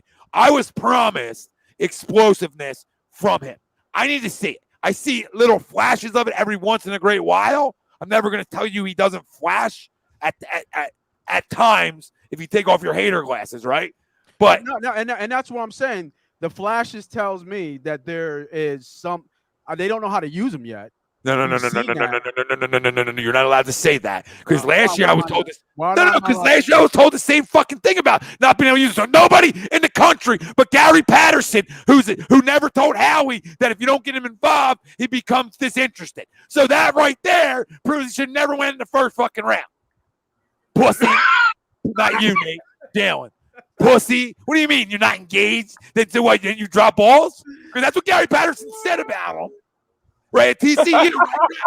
You heard that? That's what he said about him. And then we go and draft this guy. So then I hear two coaching staffs don't know how to get him involved. We can change him. Nobody that fucking Vince Lombardi then can't get him engaged. Then if Doug and Nick right? We're fucking planting flowers and shit. He can't engage them. Doug's giving you vanilla ice cream. None of these guys can engage you to play. Shit. He said, "Pussy, Pussy. fucking pussy." These guys are all gonna block me soon. Like you talk about, I call Miles a puss. He responds. Call Jalen a puss. Ben will never. Ben's fine. He's wearing his Uggs. He's a puss. Feels good saying it. Does. I hear you. Feels good hitting that damn like button out there. If you think Jalen's a little puss, hit the damn like, hit the subscribe. Even if you don't, if you say, hey, he's 22 and he's got time to grow, then hit it too. Hit it too. Where the hell are we at? Where are we at? And while you're hitting it, go use a promo code A2D over at Manscaped. Getting a running for a drawing for a lawnmower 4.0. 4. So wait, is Sirianni gonna dump fucking flour? No, what the fuck are you talking about? No, are you okay? Yeah, It's flour. What are you trying to say, Noah? Fertilizer. There you go. He's gonna dump fertilizer and water on Reger's head, and then all of a sudden he'll grow into a great receiver, right? Is that what we're hoping for? Great commercial. Great commercial. Yes. Listen, get in the running for the Lawnmower 4.0, right? Courtesy of A2D, right to you. All you got to do is use the promo code tonight, A2D at manscaped.com. Not only are you getting 20% off and free shipping, send us a screenshot of it. They're on your A2D socials, and you're in the running. Will be announced Friday on our show, or year-end review show. Will be announced Friday on a year-end review show. Who's winning the Lawnmower 4.0? We'll put you in a little wheel, spinorama, boom. You win the bad boy, and you really get to clean yourself up for the new year, right? Really get to take care of your guys. Take care of your people. They need to take care of that damn like button. Jesus Christ, where are we at? 100? 111 people watching. Only 10%? 111 people, Nate. 45 likes. Let's go. We would like members too. While we're at it, Oh, before the other guys go here. Listen, we're giving you picks. Nate is and Willie Vegas every weekend. People are getting jerseys. Goddamn, giving jerseys away twice a week. You got Steve giving stuff away on his member wheel on the weekly roundup. We're just giving you here, and all that for $9.99 a month.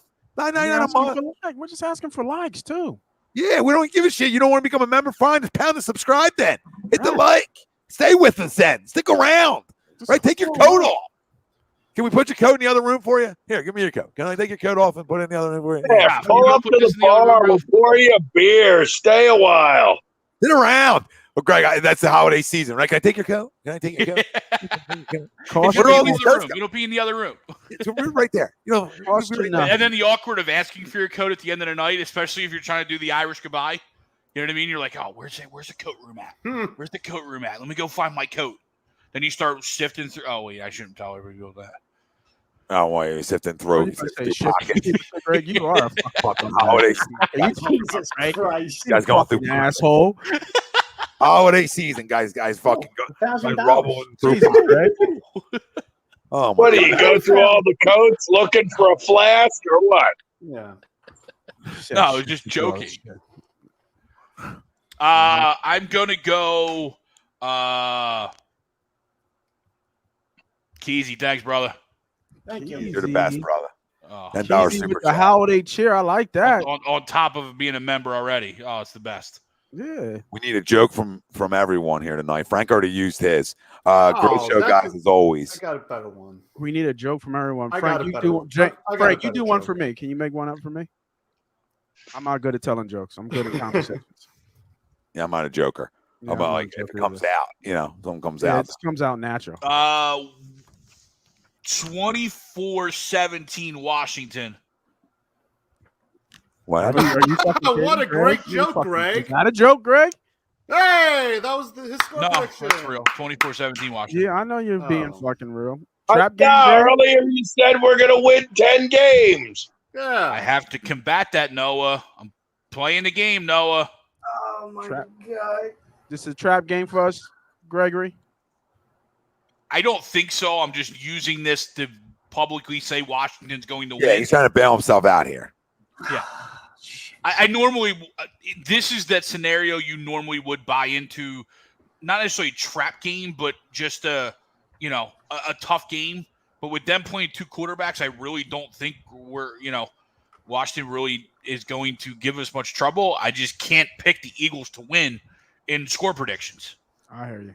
Yeah, you're not allowed to. I like the reverse psychology. I feel you, Greg. My man. If the Eagles lose to a combo QB, we should all retire as fans. Yes, absolutely. My man.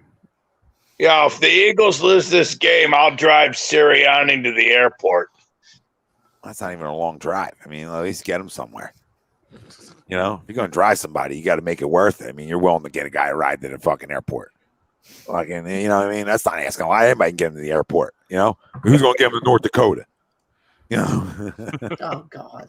Who the fuck is going to North Dakota? Him, if you don't win this football game.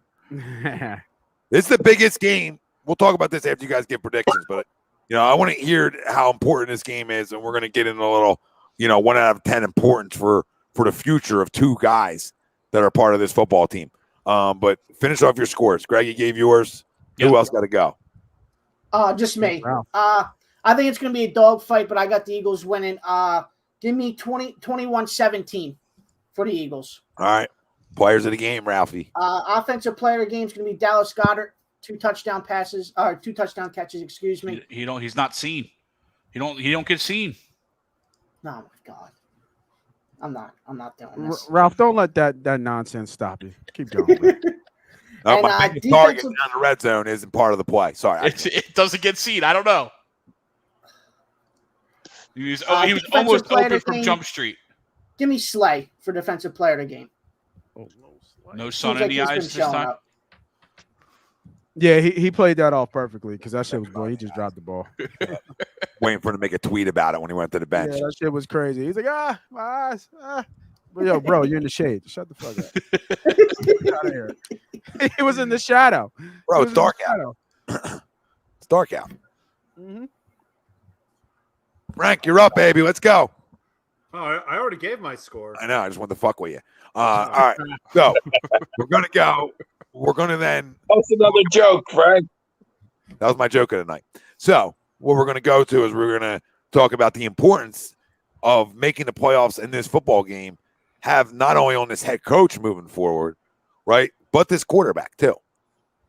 Right? Because remember something, you make the playoffs in this league, you get a little bit leashes start happening, right? Yeah, the leash gets a little longer. Yeah, for everybody. Yeah, so absolutely. For Nick, that really creates a leash for him, especially doing it in your first year, right? Creates a little bit longer of a leash. Maybe, unless you end up becoming a dumpster fire, then that leash can change very quickly. But for the quarterback, it's also extremely big because him making the postseason gives him another year from this organization. It's almost like they want to be allowed to go out and look for somebody, right? If he doesn't, I believe they go and look for somebody. If they make the playoffs, I don't think they do. And it's a tougher decision. It shouldn't be a tougher decision for the front office to go out to either stay with Jalen for another year or go out and look for somebody to replace Jalen if they make the playoffs. But I'm with you, Tommy. It's huge because the way that this whole season started, right? You started off 2-5. Then you hear the rumors of Deshaun Watson might be getting it. The talks come back up again. And then you have the Russell Wilson talk with Jalen Hurts and, they're the trades and, all that stuff comes out. And then you have the stuff with Nick Sirianni. He can't get out of his own way at press conferences. He's just saying stupid shit. We're making fun of him. And then here you are, you win this week, and then, you just need help with a couple other teams, and you're right in the playoffs. And I think it's huge for both of them. And I think it's huge for Jalen too, because now it's kind of like, well, I kind of started off slow, wasn't that hot, and now I got hot at the end of the year, and we made the playoffs. Now it's like you got to stick with Jalen for another year just to see if, to see what you have again. Sorry, Ralphie. Do you agree with Bobby, though, where he has to perform well in a playoff game in order to have that other year? That's hard to say just because of the fact that, I think if he just gets if they just get in, it gives him another thing to put over the Eagles' head where it's like, hey, we started off rocky, but I got the offensive back to where it was, and we made the playoffs. Another thing to hang over Howie's head, just by getting in. Well, what did we say before this year started? We talked about one of the ways into the postseason was Jalen Hurts. I know I got laughed at for this one. That's fine. But was Jalen Hurts having combined 30 plus touchdowns, right? Correct. From running to passing. So he has 16. What is he at? 16 throwing it? 10 rushing, right? Yeah. 10 rushing. So he has 26. With 2 games left. 2 games left. You know, that's gonna go up. You know what I mean? So to get in the postseason, have 4 more. So if he combined for 30 TDs and gets your team into the postseason, I'm pretty sure he's your starter the next year. Oh, he should be. Yeah, he should be, and he should get the next year. Yeah, I mean, I think to Bobby's question, I mean, I think if he has a Giants-like performance in the playoffs, those rumors of Deshaun Russell are never going to go away. Yeah, I agree. With just because we know how much of an issue this front office is. I agree, though, that you're a 10-win quarterback in your first full year starting with a rookie head coach who's now a 10-win head coach. You should see that second year. You know what I mean? Like, it shouldn't be an issue. But we know, A, how this fan base is, and B, how much this front office is an issue, especially with always wanting drama, that I think if he has a bad game, that's not going to go away until somebody of real importance, and we're talking Jeffrey or Howie, say something, and not even say something until they physically do something in a move-wise that's going to counteract what the thought is. Yeah, well, listen, I mean, this is what they sort of wanted. I mean, the guy has 740 yards on the ground too, right? So, I mean, he's putting together, like, take your eyes away and just put your eyes on a spreadsheet, right? He's putting together, and you put a playoff berth in there too, right? He's putting together a good resume to have the job the following year. And you add in the money owed to him too. Like, I think, I said it before this, that he should get the next year because you want chemistry from your head coach and your quarterback too, right? Because, like, you changing quarterbacks every year is almost like changing head coaches every year. That's not great either, right? You want that chemistry to go as well. So I think there's a few factors to this, but I think it's extremely important. These games are extremely important because Jalen Hurts doesn't get into the postseason with what now controlling your own destiny, guys. I think that they will look for a guy in the offseason, a veteran to replace him. I believe that because they can taste it now. They can taste the postseason now, right? As a front office, as ownership, they taste it, right? They don't want to be embarrassed. They don't get in, right? They don't get in. I can see Jeffrey Lurie. I know Jeffrey. Frank, what you say? What you say almost every week, Frank? I think you say it loud and clear. Mike Jones. Who? Mike Jones. Who? Back then they didn't want me. Now I'm hot. Holes all on me. Come on, man. Ain't no fucking way there's anybody's coming in. He's overachieved anything that anybody thought outside of Jalen Hurts was going to do this year. There's no way. Nobody had him running for 10 rushing yards. I mean, Tom, I think you were optimistic before, and you was talking your shit in the very beginning back in September of August, saying that we might get to 10, 11 wins. Nobody believed it. You and the Eagles in that locker room, the only people believe that shit. Because I'll tell you what, I didn't believe it. So yeah, I had us at 9 and 8 at the beginning of the year. I got to address it. I listened back. I listened back yesterday. I listened back and I was curious, right? Yeah, go ahead. And all I gave was a formula on how you get there, on how this football team can get there. That's all I gave, right? The formula is happening right in front of our eyes. The whole formula, right? Being a top 5 rushing attack in football. They're number 1, right? Jalen Hurts having combined 30 touchdowns, right? On his way there, right? The defense creating turnovers on the way there. Health, for the most part, being a healthy football team. Pretty much there, right? Pretty much there. We didn't get killed with injuries.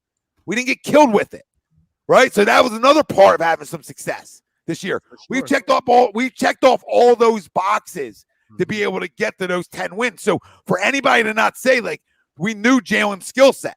So if they ran the football and used Jalen's strength, he can win games. He can win games if they did it right. And they so happened to do it right. The other part of it was, I said these lines had to stay, for the most part, healthy. And for the most part, they have. For the most part. for the most part, besides BG, right, we've been able to get through. BG's been a killer, obviously. But that's the biggest thing we've lost. So we've had a healthy Fletcher Cox, a healthy Javon Hargrave, right? The other two guys, even though they don't even make an impact, have been healthy, right? The kid, Milton Williams. Milton Williams has played extremely well for a young player, right? That's a positive. I wonder if the head of player personnel, I wonder if he has a problem shaking Howie's hand right now. And I hate giving credit to Howie, right? But all those things, Nate, not saying that like I believed all those things could happen, but that formula was drawn up for them. And they happened to finally figure out that formula on what could be successful for them. And then they executed it. And health is a big part of it. And guys playing above sea level, right? Like nobody thought Jordan Mailata was going to really block out the sun like he has, right?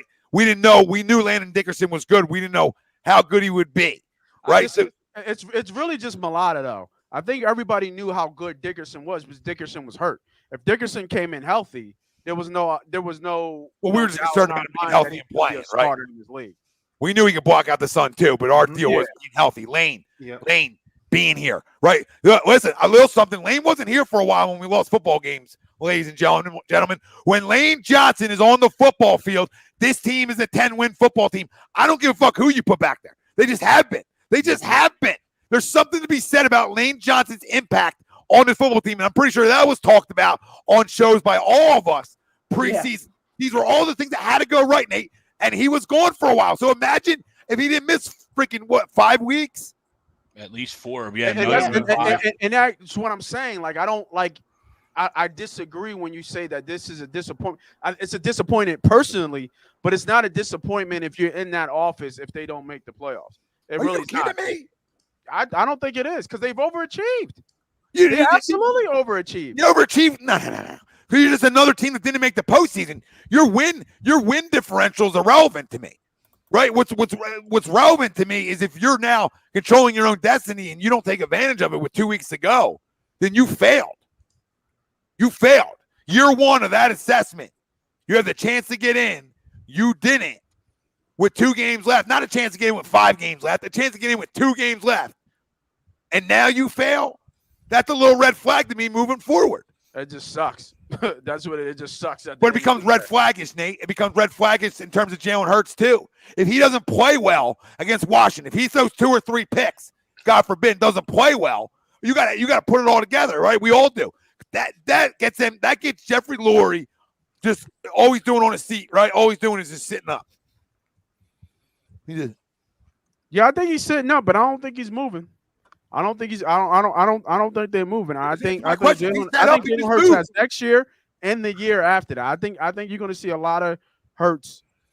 I mean, Hurts is going to be your quarterback for the next 2 to 3 years. No, you're making that assessment of what you think should happen. Like I said, I think he should be our starter next year regardless, right?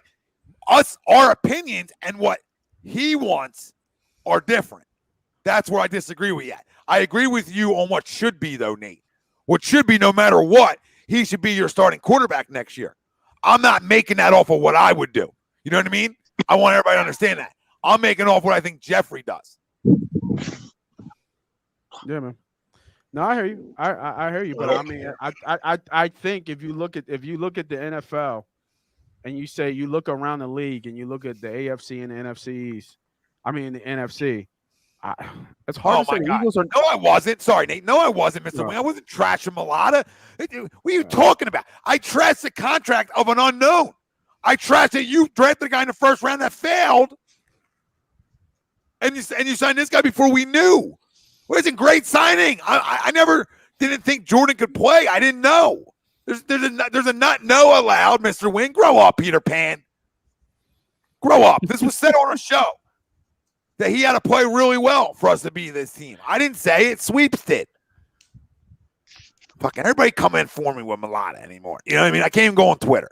No, you're not alone, and I'll switch gears here too. You're not alone in Mailata because I was with you because I thought it was a bad contract that they gave an unproven guy a big contract at your left tackle, and you haven't seen him even for a full year. You just seen him for a couple games, and he was still learning the game. So he was definitely a big surprise and shock too. So you're not the only one on that boat either. But they had to They didn't have any other left tackles, and Dillard wasn't it. They had to pay him, right? So I mean, they got him in a deal though. They got him in a steal. You know what I mean? So here's a question for you guys. Yeah. Oh, sorry, Nate. No, with the emergence of don't say sorry in the middle of your take. Okay, don't apologize. Yeah, well, here I'll ask you. With the emergence of Mailata, all right, and Dickerson, I guess it's pretty damn safe to say that Dillard, we know he's probably not coming back next year. And wouldn't you say the same for Brandon Brooks? Yes. Well, Brooks is gone for sure. I hate to say it. Unless they trade him. I would bring Dillard back though. I wouldn't leave that behind because Dillard actually played. He's get his ass ate up in practice, but when Mailata went down, Dillard did all right. He played well. Right. He played well. He played okay. So Yes, and then going back to what Tommy was saying But are we bringing him back in a backup role? For sure. He's already under contract. Yeah, he's not going you anywhere. paid Mailata to be your starter, so he's going to be your starter. He's under contract right. though, so it doesn't matter. Yeah. But what I'm saying with you don't like shaking Howie's hand, but if you look at how this team is constructed, they got some depth, man. They don't got a lot of stars, but they got players that can plug and play. Like this, we just lost. What do they do well, Nate? What have they always done well? Yeah, they draft deep.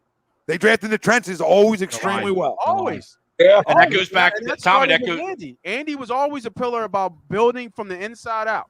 Right, he always drafted O-line and D-lineman early, and that always stuck here. And we always hated it. Remember, we were always yelling.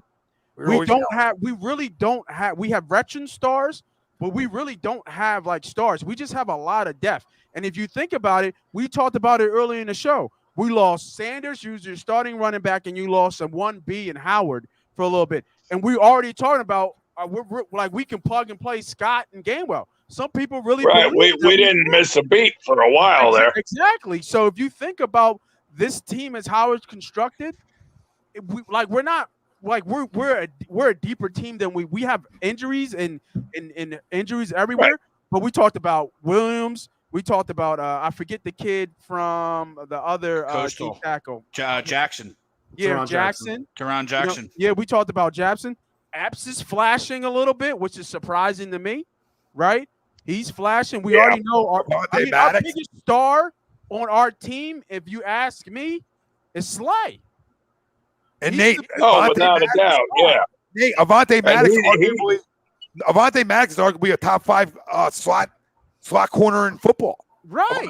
Avonte Maddox. So I mean, they're deeper than when we give them credit for. Well, but this goes back to the 10-win thing, right? That I said. I'm not crowning myself. I'm wrong plenty about the Eagles going into the years. We all are, right? But what did I say to you guys? This team was better than it was given credit of being given, right? By the national media. I thought it was egregious that people actually had them in like 4 or 5 wins. It was egregious. Like the roster was too good. It wasn't in a division that's bad. Their roster was too good, right? We broke this down. We already did this all, right? But Ralphie, I knew Ralphie agreed with me back then. Like when you look at it on paper, you could argue that it was the best fronts in this division, right? We could argue that. We did it before the season started, right? Who's got the best fronts, right? And we argued that we could argue that our front could be arguably the best in our division. If that held true, then we had a legitimate chance of being a playoff team. And guess what? To what you were just talking about, credit to Howie Roseman on what he has done well.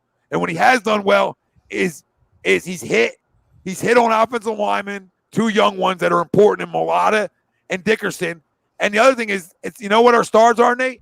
Our stars are our offensive line guys. They're the stars of this football team. Lane Johnson's the biggest star that nobody talks about because of our win percentage with him. You would think he's fucking LeBron James. Yep. You know what I mean? Like our win percentage with him is ridiculous. And it's been like that since Carson's rookie year when we were 4-1 and he got hurt. And we are 3-1. Come on, all he does is score touchdowns now. Yeah, no, but I mean, Tommy, to your point, right, and to all of our points, when we talked about in the offseason why we wanted to be a top 5 rushing attack is because we knew our offensive line had that potential to be there, right? You look at the likes of of Mailata last year, even though we all, at least, for the most part, all of us agree that the contract seemed out of place. But you looked at Mailata, Herbig, Driscoll. I know he's hurt this year, but they all played big-time minutes last year. And so now you're starting to see that pay off because, say, Amalu goes down. So now Driscoll and Herbig come in, and you don't miss a beat. Brooks is down. You don't really miss a beat, even though those are two really, really good guards. And we had the replenishments to come in. And I know, Nate, you already talked about on the defensive side of the ball too. So, you're absolutely right. That depth and that quality of depth is why we all, especially those first 7 weeks of the year, wanted them to run the football so much more than they did because we knew what was there. Yep. Berto, thank you, brother. Berto, thanks, brother. Honestly, I don't see Gainwell as running back 1 next year. I think they're going to go back to the draft if they don't bring Sanders back, which I don't think they do. And they got a lot of picks this year. And remember, contract. Who Miles is? Yeah. I thought it was last year. Yeah, at least another year or two left. Okay, well, if he's still under contract, then no, then I don't. But I agree with you, Tommy. I think they draft a running back in the first round, late. Maybe not in the first, Nate, but definitely in like the latest, the third, I think. The latest. Yeah. Where you can still hit. Yeah, which is early. For that. Yeah. For them, yes. Absolutely. Yeah. Yep. Absolutely. Sam, I can't give credit for TJ Edwards, like the undrafted stuff. Like, good job. Good job. I'm never giving a linebacker credit right now. Like, I refuse to. Until you value it like the top-notch defenses in football do, right? I'm never going to give you credit for anybody. Like, the guy's got to fucking be Ray Lewis for me to say, yeah, I'm going to give you credit now. TJ, having a tremendous year. Yeah. He's a really good football player. I'm Great happy to have him. Happy he's growing. But, like, I can't go, I'm not going to give Howie credit for the undrafted shit. Even and to a point, too, even like Mailata in the 7th round, like, come on, dude, you were literally throwing shit against the wall and it stuck. The Mailata one's the only one you give credit to because he's a mauler. For sure. Right? For sure. You give credit to that. You give credit to the coaching. Like I'll give more credit to the coaching than like the pick, right? You know what I mean? He's your starting offensive left tackle right now. What's the common theme on our success on our offensive line, guys? Right? And our success. Jeff Stoutland. Thank you. Yep. Been here forever, boys, right? No, we talk for sure. He's been here forever. Well, how about Jeff this? Stoutland. It's all outside of Lane. They're all late picks. Dickerson, I guess, was a high pick. But I mean, if you go before Dickerson, you're right. You're right. But outside of Lane Johnson, they're all late picks. Yep. All of them. Say Lane was a hit. Yeah, I mean, Lane was a hit, right? If you want to. Yeah. If you like that type of thing. Yeah, you didn't miss on Lane. Now you didn't miss on Dickerson, right? You pick those guys good. But if you go before Dickerson and you're right. It's just Lane, all those guys were all late picks. Yeah, I mean, Kelsey was 5th round? Salmao was a late pick. Driscoll 6th round. And I think when Kelsey was what? Was he 6th? 6th round. Yeah. Kelsey was so long ago, but it's but you're ultimately right though. The undrafted free agents, they're nice to hit on them, but you signed so many of them. It was like the Heinicke finding the early in the process years, finding like the guys that can play. Tony Rowe. Tony Rowe. You're rolling through so many guys. You're bound to find one or two that can play. Yeah. You fucking bring in 200 undrafted free agents and check them all out. I would hope once in a great while that you find one, right? Yeah. That can actually play at this level. And DJ's the guy who can play at this level. Davion was playing well before he got hurt, so I don't want to take that away from him. But this is a year, no matter what, that they have to address that. That's just that a little bit more. But that's the common theme. I mean, Stoutland's so good up there. Uh-huh. Well, listen, we've drafted well there, boys. Yes, sir. So we really have, and we always know this. Like the flashy guys don't necessarily win you. You build through the trenches, but we seem to draft well in the trenches. Like Nate, you were saying later, right? Like we don't have to go first round now. If you got a top 5 pick and Lane Johnson on the board, obviously you're taking them. But we do so well from the 3rd round on that like it's never a necessity for us to have to go first round guy, offensive lineman. Like we can now start to see this trend and start saying, okay, we can go linebacker in the 1st round. We can go maybe running back in the 1st round. Like we can go outside of our comfort zone a little bit because we hit on linemen later. We just do. I mean, Milton Williams is a fucking 3rd round pick, and it looks like the guy can play. Mhm. Teron Jackson's a 5th or 6th round pick. Yeah, and I don't even want to go with Teron yet. And those guys, but to your point, though, those guys have all shown flashes of being somewhat talented, right? Yeah. I mean, Josh Sweat, you gave him the money, but he's a later round pick. Yep. Yeah, they're all def guys. All guys will give you a good def and can give you good snaps. Sweat hasn't lived up to the bill, but Sweat's been around for a long time. No, yeah. Yeah, he's been along for a long time, and I think to me he's underperformed. To me. People for sure. But I would trade 2 of my first round picks up into the top 5 if I could get the kid from Oregon. Thibodeau? Yep. Yeah. Did you take him over Hutch? Is Hutch the dude from Michigan? Yep. Yeah. Yep. I don't think the dude from Michigan is a true 4-3 DN. I think he's a 3-4. You think he is? I think he's out. When I see him play, he plays in the 2-point stance. He doesn't play with his hand in the dirt. I think Hutchinson goes before him, Greg. No, I think Hutch. So yeah, I would trade up for him because I think he's got a huge upside. And people will laugh at me like, Tommy, you really going to do that? We just talked about winning in the trenches, man. If I can go get somebody that can flat out go get you. He was one of those guys when we potentially we're talking 3 top 10s, right? He was one of those guys that should potentially was target number 1. Like walk away with Thibodeau or Hutchinson or preferably Thibodeau though. For me, I agree. I think he's a beast. And yeah, I mean we're not using all 3. And you're going to see him, especially if they all, right now, they fall, I think, 19, 20, and 23. If you see him blocked up there, you're moving and shaking around in the first round anyway. Yeah, you're not sitting still all jammed up. And you're going to trade out, right? Yeah, you're not sitting still all jammed up. No shot. I don't mind using all 3. I hear a lot of talk about trading away, but I don't. Well, they're not going to because of money. Yeah. That's the only reason. I'm right waiting, Nate. I take fucking all 3. Let's go to work. Just load up, man. Just load up. But money-wise, you don't want 3 contracts coming off the books or have to re-sign 3 guys at the same year.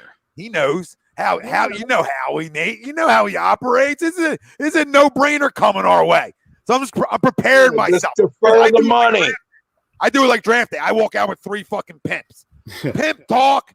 Nate said we don't got stars. Now we do. Right? That's where I'm at, Nate. Hey, our stars are all older guys. We need some stars. Or if they trade back in the second round. I want them all. Let's build it. You know what I'm saying? But we can get better and youthful all at the same time. Yep. No, I'm with you. I'm on board.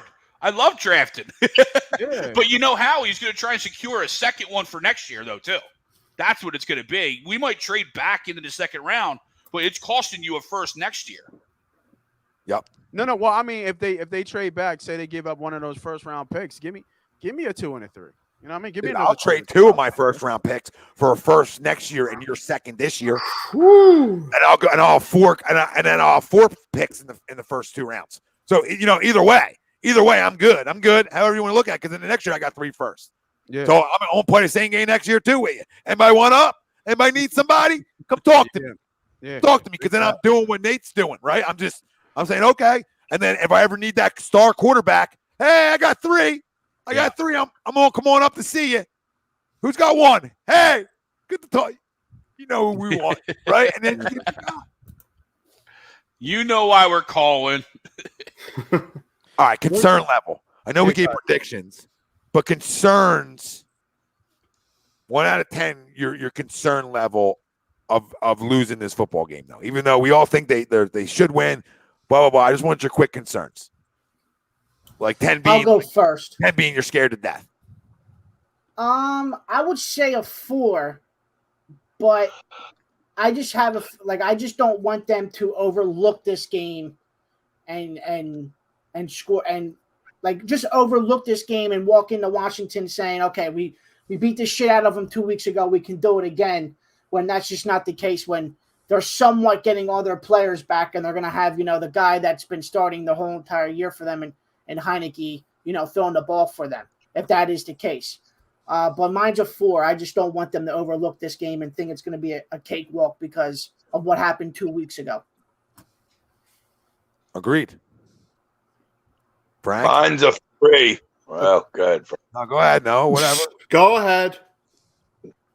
3. I mean, I'm a little worried that they come out a little flat, but other than that, I see no reason why they can't take care of business here. They damn well better. I mean, and if they don't, then all the strides they made over the last 5 or 6 weeks go right down the toilet, as you alluded to earlier, Tom. I mean, the bottom line is you better be able to go to Washington against really what has become a dumpster fire in the last 2 weeks and beat the Washington football team. There's absolutely no excuses.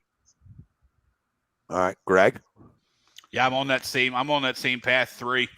If you're a playoff team, if you're a team that you think you're playoff bound, this is a game that you should absolutely control.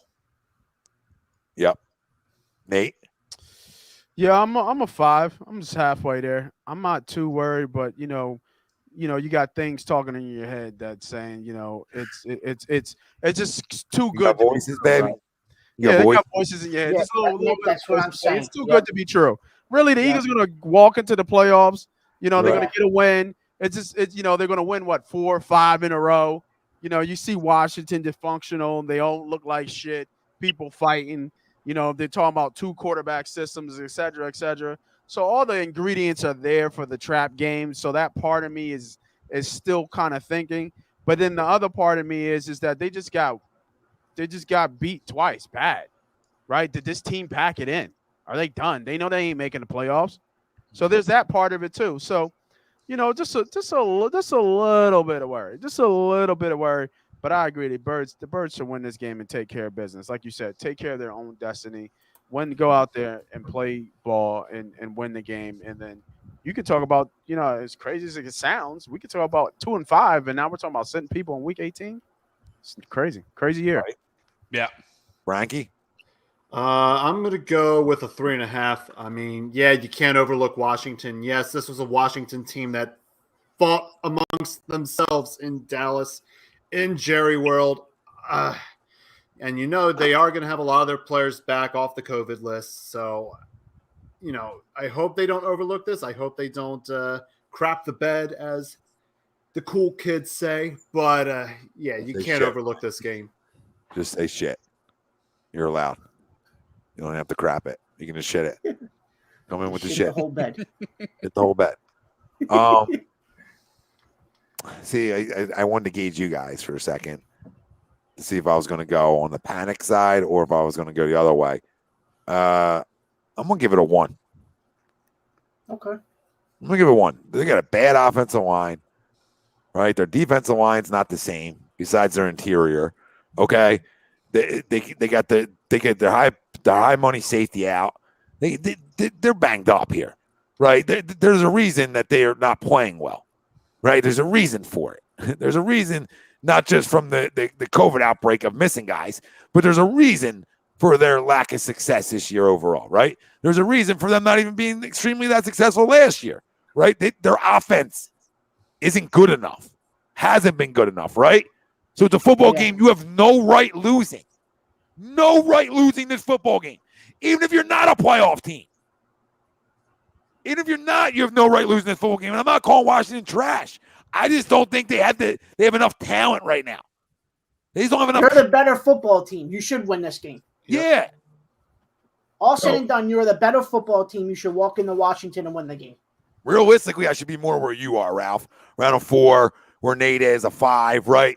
But just for funsies, like in reality, is fuck it. We should be a little nervous because it's the Eagles and they always find a way to fuck us. But yeah, that's the only thing. That's what I'm thinking about. It's too nice, right? We can't have nice things. Yeah, I tried to change that mindset when Carson got hurt in 2017, and Greg remembers. I tried to change that mindset of like everything's always going to go bad for us, and said, you know what? Now we're going to go win it with a backup.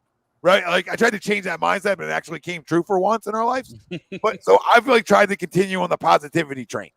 Like, hey, we're good enough. Let's go take care of business. But I'm leaning more toward you guys. But for fun, I think we go take care of business. Like I said, I think that 34-17 is where this football game should go. We scored over 30 a bunch of times. I mean, we really are better at scoring offense than we give ourselves credit for, right? Yeah. Like we are.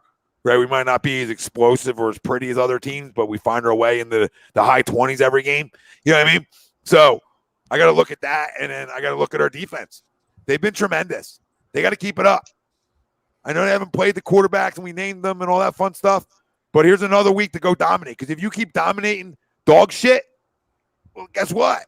That means you ain't dog start shit. Dominating real stuff. Yeah, because then you guys know how to play together, right? Then it translates. So you still got to go dominate an NFL players, right? Yeah, and the fact too, if you do lay an egg this week, you don't know if Dallas is starting their starters next week, because if they win this week, and in some way somehow Green Bay loses, they still have a shot for the number 1 seed and home field advantage. So they're definitely not they're resting nobody week 18 if they have a chance of playing for getting the number 1 seed. There's no shot of that happening. Ralph, we lose 2 in a row. Oh, yeah. Because that's the worst case right there. If we drop this, and how those flowers look, Nick? Yeah. How the flowers, once you planted them, they started to grow, Nick. It looks like they stopped. Did something happen? You guys forget the water? Forgot the miracle grow. Oh, you fumbled, you idiot. You had the first down and everything. They forgot to fucking fertilize. Did he score off that? Clemson score on that? No. Of course not. No. He falls back on top. He fell back on it, but it was, I think it's Clemson's Fourth down, football. though. Yeah. That was 4th down. Yeah, game's over, though. It was like 40 seconds left, right? Oh, yeah, that was 4th down. Sorry. But it was 4th down when he fumbled it, and then he got it back, but he was past first down. Oh, God.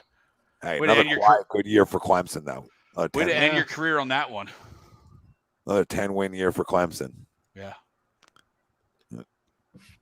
Pretty good to win 10 wins when you're and they had to scratch and claw for those 10 this year. Yeah, when your quarterback from last year gets drafted number 1 overall, it's pretty good when you come back when you win 10 games after that. Not a lot of teams are going to come back and win 10 games after especially with the season that Clemson had, especially with the uncertainty with DJ Uiagalelei. I mean, it's, people thought Clemson's going to be written off after this year, but they kind of clawed their way back in, and they're finishing the year ranked again, and it's gonna be interesting. What's gonna happen? I agree. They had a solid year. Yeah, solid year. Frank, there's no reason to think that Clemson won't be. There's no reason to think that Clemson won't be in the mix next year for a national championship contention. You got to be careful. Now they started losing some of their coaches. Yeah, Venables was a huge loss. Defensive coordinator left. Yeah, where did Venables go? Oklahoma. Went to Oklahoma, right? Yeah. When you're winning, it's easy to say, "Nah, I'll save on the head coaching job."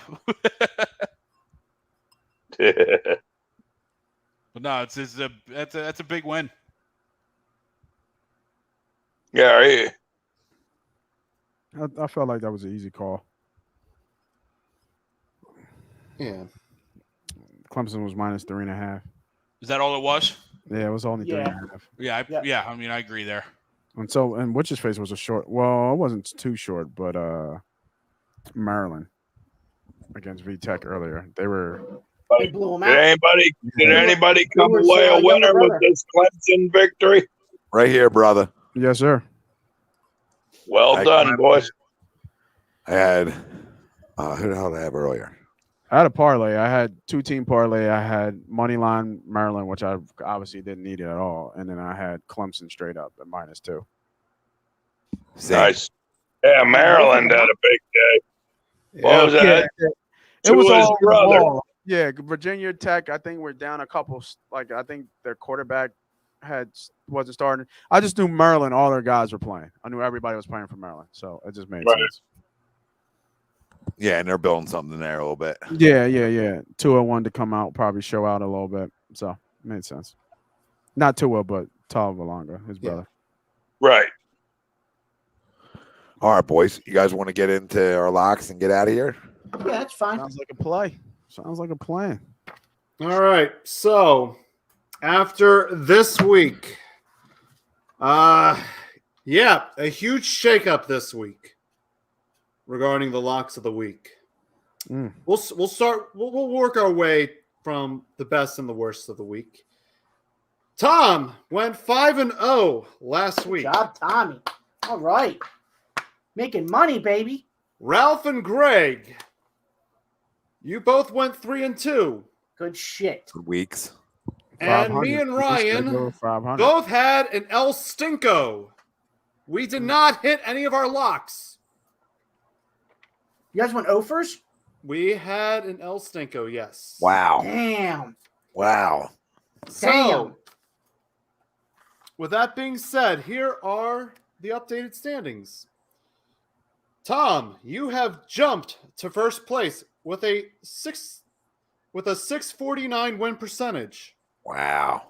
Ryan has a 630 win percentage. You said 630 or 63%? Well, I have decimals in three. Oh, places, I'm sorry. I'm sorry. I'm taking away from your fun, Frank. My apologies. Oh, My good. apologies. My apologies. And then Love I that slipped laugh. to a 552 win percentage. Ralph, you have a 47 win percentage. Nice, 3%. Greg with 440 and Noah with a 400 win percentage. Woo! I'm almost as bad as the Orioles. Yeah. Yep. Yeah. You're getting there.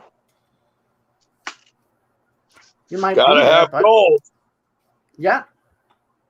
Set the bar low. You know? That's right. And then I'm never disappointed. Yeah, correct. That is correct. All right, Frank, I'll go first here. All right. Hold on. Let me just write your name. Hold on. There we go. Okay. It's RALPH. Mm-hmm. Yep. Give me the under on the Giants and Bears, please.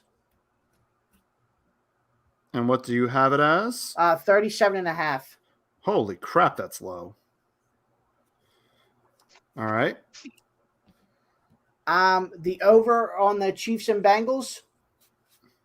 That's at 50.5. Okay. Give me the Rams over the Ravens. So Rams money line. And then the Cowboys to beat the Cardinals. Money line? Yep. And those are my 4. Solid picks there, buddy. All right, Frank. Give me Ravens a home dog -3.5. Lamar's practicing. I believe he's going to play. So let me go there. Oh man, a lot of big lines this week, huh? Yeah, there is. Ooh, They big. be fucking covered. That's the crazy thing. They be fucking covering them. It will be. You know what? Give me the Falcons in Buffalo. Falcons don't play well at home, so they've done all their success. Dude, it's so weird. I know. It's so weird. They're a 14.5-point dog in Buffalo. Get the fuck out of here. 14.5-point dog. They got cleats and shoulder pads on. And they're not a terrible team. You know what I mean? It's not like a terrible team's going to Buffalo. So I mean, they're still fighting. So fighting. Yeah, they're still fighting. So give me the Falcons plus the 14.5. Sorry, plus the 14.5. So that's Ravens, Falcons. So what game was that again? Bills. All right, I was wondering if it was going to be snowing while the line was so high. It's just cold, 26 degrees. Interesting to dabble on. Another home dog in the Bengals. Like you feel like they, can the Bengals get a big signature win there? Can they? They're going high, man. They are. They are. They threw 500 yards. Like, you know what I mean? Yeah, it's a classic letdown spot for them. Classic, and it shouldn't be. But I'm going to stay away from that game. It's because I don't. I like the over. I like where Ralph was thinking. I like the over, and you got to think there's going to be a lot of scoring. Kelsey should be back for that game. You would think so. You would think so, because even in the last game when the Bengals played, that score in that against who was it? Against the Ravens? Yeah. Correct. Oh, never mind. I'm sorry. They blew up in the first half. I thought it was another game that was kind of similar where it kind of was slow in the beginning and then it just exploded in the second half because it's just a second half team. But my bad. Maybe another team. Go ahead. My bad, Tommy. Go ahead. Finish up. You're good. Vikings. Give me the Vikings in Green Bay plus the 6.5. Yeah, I like that play. They're always in. They've been in 1-score games all year. The Minnesota Vikings, all year, they're in 1-score games. It's a must-win game right here for them. Division game. It's a must-win for them. Mm-hmm. Packers, yeah, it's a must-win for. Don't get me wrong, but I still think the Packers can win that game and Minnesota cover. Like a late field goal. Packers have been playing close games anyway. Minnesota, what do they do well? They can pound the fucking football, right? No, Thielen's out for the year. Right, Cook is playing, but Cook's back. So give me Minnesota to cover that game. So what's that? 4 of them, Frank? 3, right? 3. Yeah, 'cause I didn't touch the other one. And give me the Eagles minus the 3 in Washington.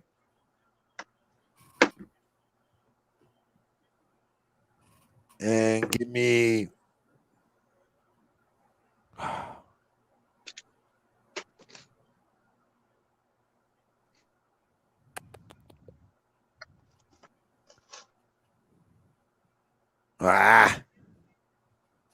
Give me the Cardinals in Dallas plus the 5.5. Okay. They got to win a football game, right? I mean, they're in a position of must win on turf, which is probably better for Kyler. By the way, I was just looking at to see what the Packers need to do to get the number 1 seed. They need a win this week and then Dallas to lose this week. So if they win, Dallas loses, they get the number 1 seed. And the Vikings, and the crazy thing, the Vikings already beat them this year, which is interesting. Yeah, they have. He doesn't. But Minnesota's got to go to Lambeau, correct? Yeah, this game's in Lambeau. Okay. I just said I think sooner or later that foot injury is going to catch up with Rodgers. Sooner or later, he got it stepped on last game. So hopefully it's not this week. There's my locks, boys. All right. Mind if I give mine real quick? Yeah. Go right ahead. All right. I got the Eagles. They cover. Packers cover. I got the Dolphins upsetting the Titans. And let's go with. See, I owe you 2 more. Who are the Patriots playing this week? Give me 2 seconds. Jaguars. Jags. Oh, they cover no problem. I know it's 15.5, but the Jags are done. So, and then last but not least, give me the Chiefs. Straight up or cover? Oh, they cover. All right. So, one at a time? Can you slowly and one at a time? Can you tell me what you just said so I can write it all down nicely? Oh, my bad. All right. Chiefs cover. Okay. Dolphins. Okay. So the Chiefs cover, and it's at 5. Dolphins. Right? I'm sorry. The Chiefs are at 5, correct? 5.5. 5.5. Yes. Yeah. All right. Versus the Chiefs Bengals. cover. Dolphins pull an upset. Okay. So Dolphins money line. Okay.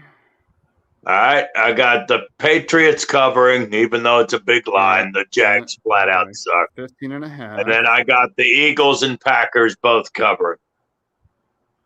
Eagles and Packers cover. Eagles 3, Packers are 6.5. All right, -3. Thank you, Greg. Half versus. And boys, I got to run. Have a fabulous evening, and you guys all have a happy and healthy New Year. Yep. You too, See brother. Noah. No, see you, brother. All right, boys, be well. Go Birds.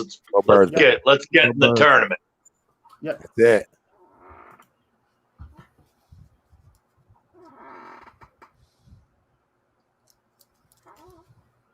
Greg, are you ready for your locks? Doesn't look like it. Yeah, I can be. I'm about to say, you want me to go, Greg? I got something for the people. Go ahead. I got something for the people.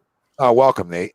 Oh, hi. Yeah, you gotta give. We're givers here. You Well, say you it all felt- the time. you- We're You givers. felt my 4.5%, and now you. No, not at all. Yeah, you felt it. I didn't feel nothing. You felt it, baby. Don't act We're like you. givers, man. I'll be giving out $1,000 weekends, so I'm not worried about 64. You felt me sneaking up on you. Hey, man, come You on felt into the that. party. Like you said, we like parties. Yeah, you felt it. And here's a party for y'all. Parlay. This is a parlay. I know I don't like doing them, but it's all good and fun. So here's a 4-leg parlay. All right. It's 40 to 1. $100 All right. win you $4,000. So Oh, let's okay. go into the new year right. All right. We're gonna go Tampa -13, first leg. Then we're gonna go to Rams -3.5. I was thinking about this play with you, Tommy, but what I just saw in practice for Lamar, he's limping still. So I'm not even sure he's a go. Even though he'll probably play because they need him to play. But he ain't gonna be, he's not even gonna be close to 100%. So I like the Rams to win that game. Hometown Birds. And then the play that puts it over the roof, going with the big upset, my guy Mills and the Texans. Texans money line. Wow. Texans to win the game, and I locked it in. Let's see here. Can y'all see that there? What's that say? Let it adjust. There we go. Against There, who? plus 480. There we go. The Against Niners. who? Trey Lance season. Against the Niners. Okay, I don't actually. Is that who the Yeah, Garoppolo's out. 49ers are starting? They're starting Trey. They got to start Trey. Garoppolo's out. Jimmy's not rolling it out, but yeah, it's looking like Trey Lance season. So I'm going with the Houston Texans to win outright. So let's replay that. They screwed me this week, so they might as well go for it. So we got Tampa Bay -13. We got the Rams -3.5. We got the Eagles -3.5, and we got the Texans money line. 4-team parlay. I put $75 on it to win $3,100. Happy New Year! And it makes and if you think about it, obviously the Bucs should take care of New York. Yep. Rams, Ravens. You got Lamar, but I don't think he's healthy. Then obviously we got our sweat with the Birds, but obviously the Texans are the big sweat. I mean, the Texans, you're paying for that big sweat, right? The Rams are the other, I don't want to say iffy, but the other one that you look at just because they're West Coast coming East Coast and on the road. But you're right, they're the better team. But like I said, you're paying for the sweat of the Texans, right? That's the one that's the moneymaker right there. Appreciate you, Bobby, for the love, man. I wouldn't call myself the GOAT, man, but we building it brick by brick. You know what I mean? Building it brick by brick, bro. So yeah, that's my play for the day for the folks, for the people, and I just literally locked that in when I put it together. What was the fourth one again? You had Texans, Eagles, Texans, Money line. money line, and everything else was just the spreads. Tampa Rams, Eagles, -13, Bucks. the Rams, and the Eagles. Gotcha. Tampa. That's what it was. Yeah, I think we haven't talked about that. That Tampa. I think they're still going to try to run for that first seed. So I think obviously we know the Jets aren't good. And I think they put them on. I was skeptic about them beating Carolina as bad as they did, but they beat the shit out of Carolina. Yeah. You know what I mean? And obviously Cam don't look like shit too, but still, like they still got it done, some way, somehow. You know what I mean? Because all their players are banged up. I don't think anybody's coming back, for this Jets game. No. If anybody, it's the playoffs. Yeah, it's all playoffs. So and they want that one. So they're big Vikings fans right now. And that Vikings game, was that a 4:00 game? No, that's a night game. That's the Sunday night game. Yeah, it's a Sunday night. Yeah, it's a Sunday night game. So if you're Tampa, you're locked into that game. Throwing a couple shekels over at Kirk. For sure. And then does it set us up for a hedge? Yeah, and it sets us up for a hedge. So here's another thing about when you guys parlay, just a little trick. You want to hedge at the end. I always said that when I bet parlays the hedge. So my hedge is the Texans. So I could win the first 3 legs. Now, usually you get a payout, but I can win the first 3 legs and then have but they're minus 12.5. That's such a big line if you hedge that. And they're minus 700 on the money line. So you know what I mean? The Niners? Yeah, the Niners. Yeah, you'd have to throw a whole lot either on the spread or the money line. Hey, it might not even be worth the hedge to even do it like that. No, the hedge is you go throw a boatload on the plus 13 that they're getting. Yeah, you just double down on the Texans. Yeah, you just bank on them keeping it a close football game. That's what you got to bank on. Yeah. But listen, I put $25 on it right now when you were talking, and I just wanted to get my payout to $1,000, and 25 got me over $1,000. Yeah. So that's like nothing. Like $25, that's worth that shot because that's like, all right. And then what's the worst I do? The worst I do is go throw 25 just to hedge it, cover so I don't lose. I throw 25 on Houston, right? Because I think my payout was like 130 something. So worst case, I win $1,000, right? Worst case is I break even. I break even taking a shot. And that's how you guys can always hedge it too. You don't always have to hedge it to win either, too, on your other side. Yeah. Make sense? You don't have to. If you're just trying to stay afloat. But I would go throw 50. You know what I mean? So you're winning something. I'll throw 50 on the plus 13. It's fucking Trey Lance. Like, stop it. Yeah, I was just looking at. In some of his games, he hadn't done much. You know what I mean? He hadn't done much when the games that he started. I know he went against Arizona and they're a good team, so that was tough. But even Seattle at that time, Seattle wasn't shit. But Seattle came back and won that game, and Garoppolo started that game. So, we'll see. We'll see. I think it's a good shot in the dark, to be honest with you. Obviously, -5, plus 500, or minus 700. The Niners are supposed to win this game, and there's a reason why they're favored. But I think the Texans. And if you don't like the money line, go ahead and put the plus 13. Right? That's a nice bet there. I just did the money line to get you some action. What I would do is do that same parlay then with the plus 13. Yeah, do the same parlay with the plus 13 with the Texans. Yeah. And other ways you guys can do it to hedge yourselves is the teams you don't really love in certain parlays. You do different ones that you don't take those teams. I found that way, but you got to be really disciplined when you go about that. You got to be chasing. People be out here chasing. So, and I just put that in. If you put that same play in and you take the Texans line at plus 13, it still plays 12 to almost 13 to 1. There you go. Which is still a nice payout. So, my bad. I didn't mean to talk too long. Never a bad there. Not when you're giving out advice. Good to have you. Don, I do NBA. I know Nate does it too. I know all these guys really do. Yeah, I do NBA. My bread and butter's always been football. So, dude, I was so mad last night. I gave Vincent on a parlay to get over 10. He got me fucking 9 points in 33 fucking minutes. You scored 9 points. I've never seen it. It's crazy. Yeah. It's insane. Over, just got to give me 10 or more. And he got me 9 in 33 minutes. Had a bunch of one stat miss single game parlays in the NBA this year. It's terrible. I think a good bet too for y'all for basketball, because they're going to go on a nice little.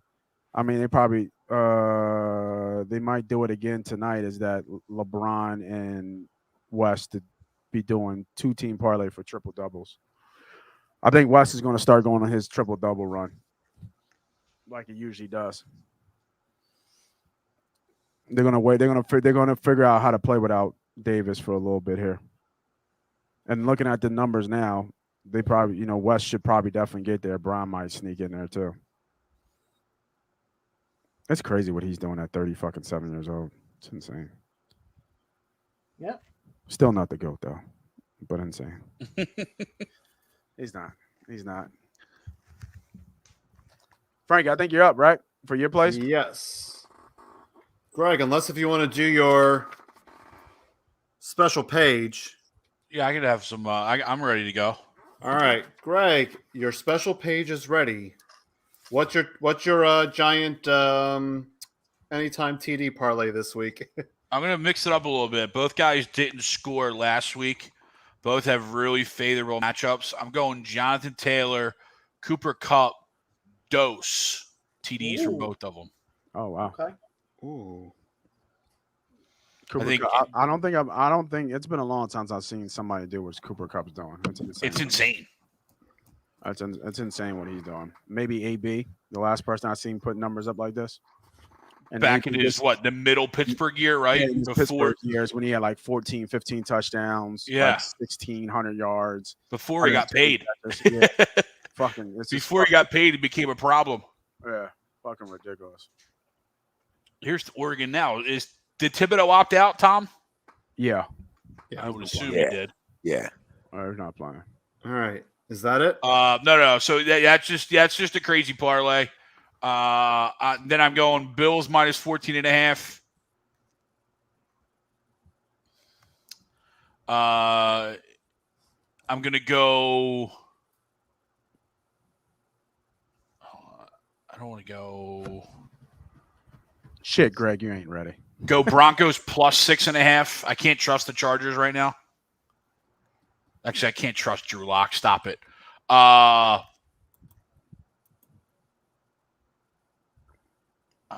Browns minus 3.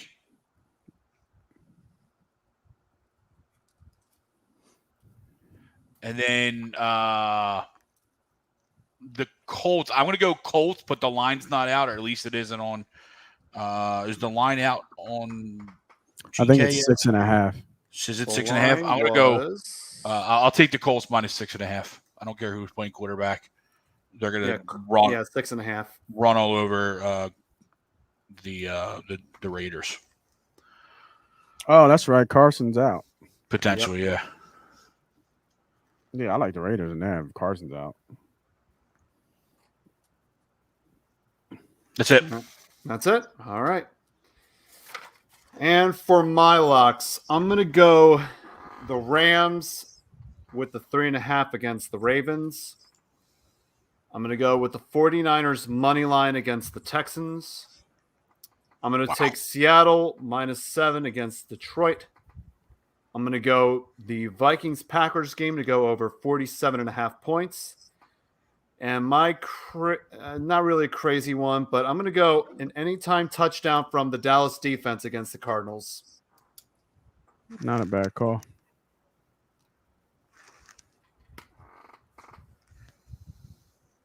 I'm trying to think if I can see anything, something to throw out there for folks in terms of like future Super Bowl matchups.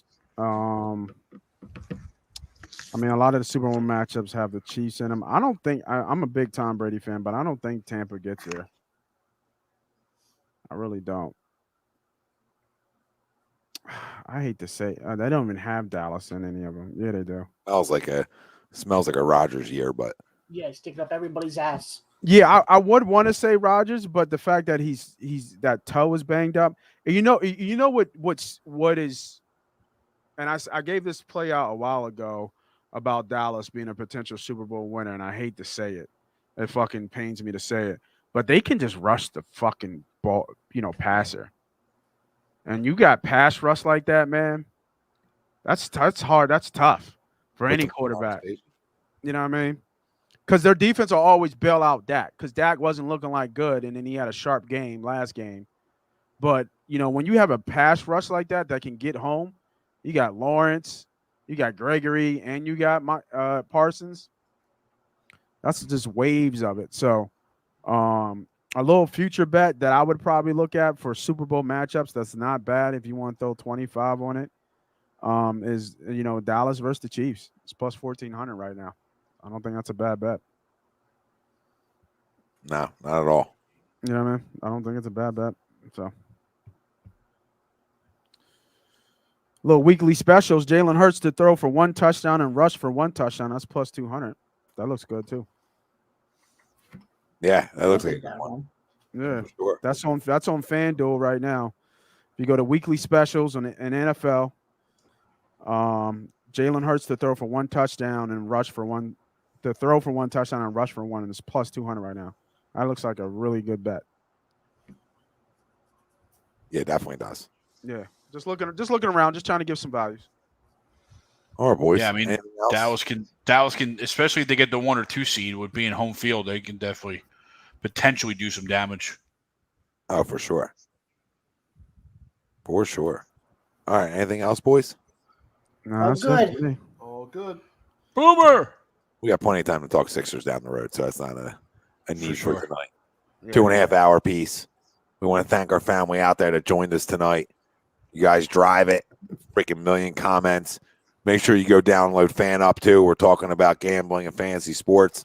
Well, FanUp is the best way to enjoy fantasy sports, daily NFL contests, and more. Win great prizes. Sign up today. Use promo code A2D for 5,000 bonus points, $50 value. FanUp right on the Apple Store. Go download it. We love you all. Go Birds, obviously. Yeah. Need one. And a big one for the Sixers tomorrow night versus the Nets. So 2-0 since Christmas. Can we get to 3-0? That'd be a good little statement win tomorrow night. KD back? It'd make us feel Correct. Yes. a lot Is that better. here? Is that here or in Brooklyn? Oh, shit. Where is it? Because I would say, is Kyrie playing? I know he's practicing. He was getting the shots up today. I saw that. He's doing press conferences and stuff. It is in Brooklyn. In Brooklyn. Brooklyn. All right, never mind. So he ain't playing. No, he ain't. KD is in the lineup tomorrow. Well, big one. He Then. is. Big one. Got to go find a way to beat him. Yes, Go sir. beat him. Go beat him. Alec Burks with 34 tonight. Holy smokes. That's fun. Where was that with us? So Friday night, we're going to have a little year in review here. So stay tuned for that. We also got Birds of a Feather tomorrow night. So make sure you guys hit that damn subscribe, hit the like button, turn your alerts on. And we would like to thank the Counseling Center and Sunrise Detox. They bring you every Wednesday's show. And listen, Rob Lubman, who runs it, great friend of mine, owns it. Go check him out if you need any help. Right, give him a call. Don't hesitate to reach out at 856-651-8117. That's the Counseling Center and Sunrise Detox. Our good friend Rob Lubman. If you need any help, you deal with any mental health or addiction issues, like I said, don't hesitate. It's hard for people to reach out, but today's day and age, you don't got to hide. You know what I mean? Hiding's the worst you do. Hiding literally is the worst you do, and there's no better time if you're having addiction issues than today, than right now. Everybody says I'll put it off a week. I'll do it a month from now. I'll clean it up, right? And then that month turns into another year, right? It's how it works. So go get it done now. Change it. Boys, great show, like usual. Yep. And if the Eagles lose, I'm retiring as a fan. Frank, can we get one on the way out? Hitting the button. Go Birds!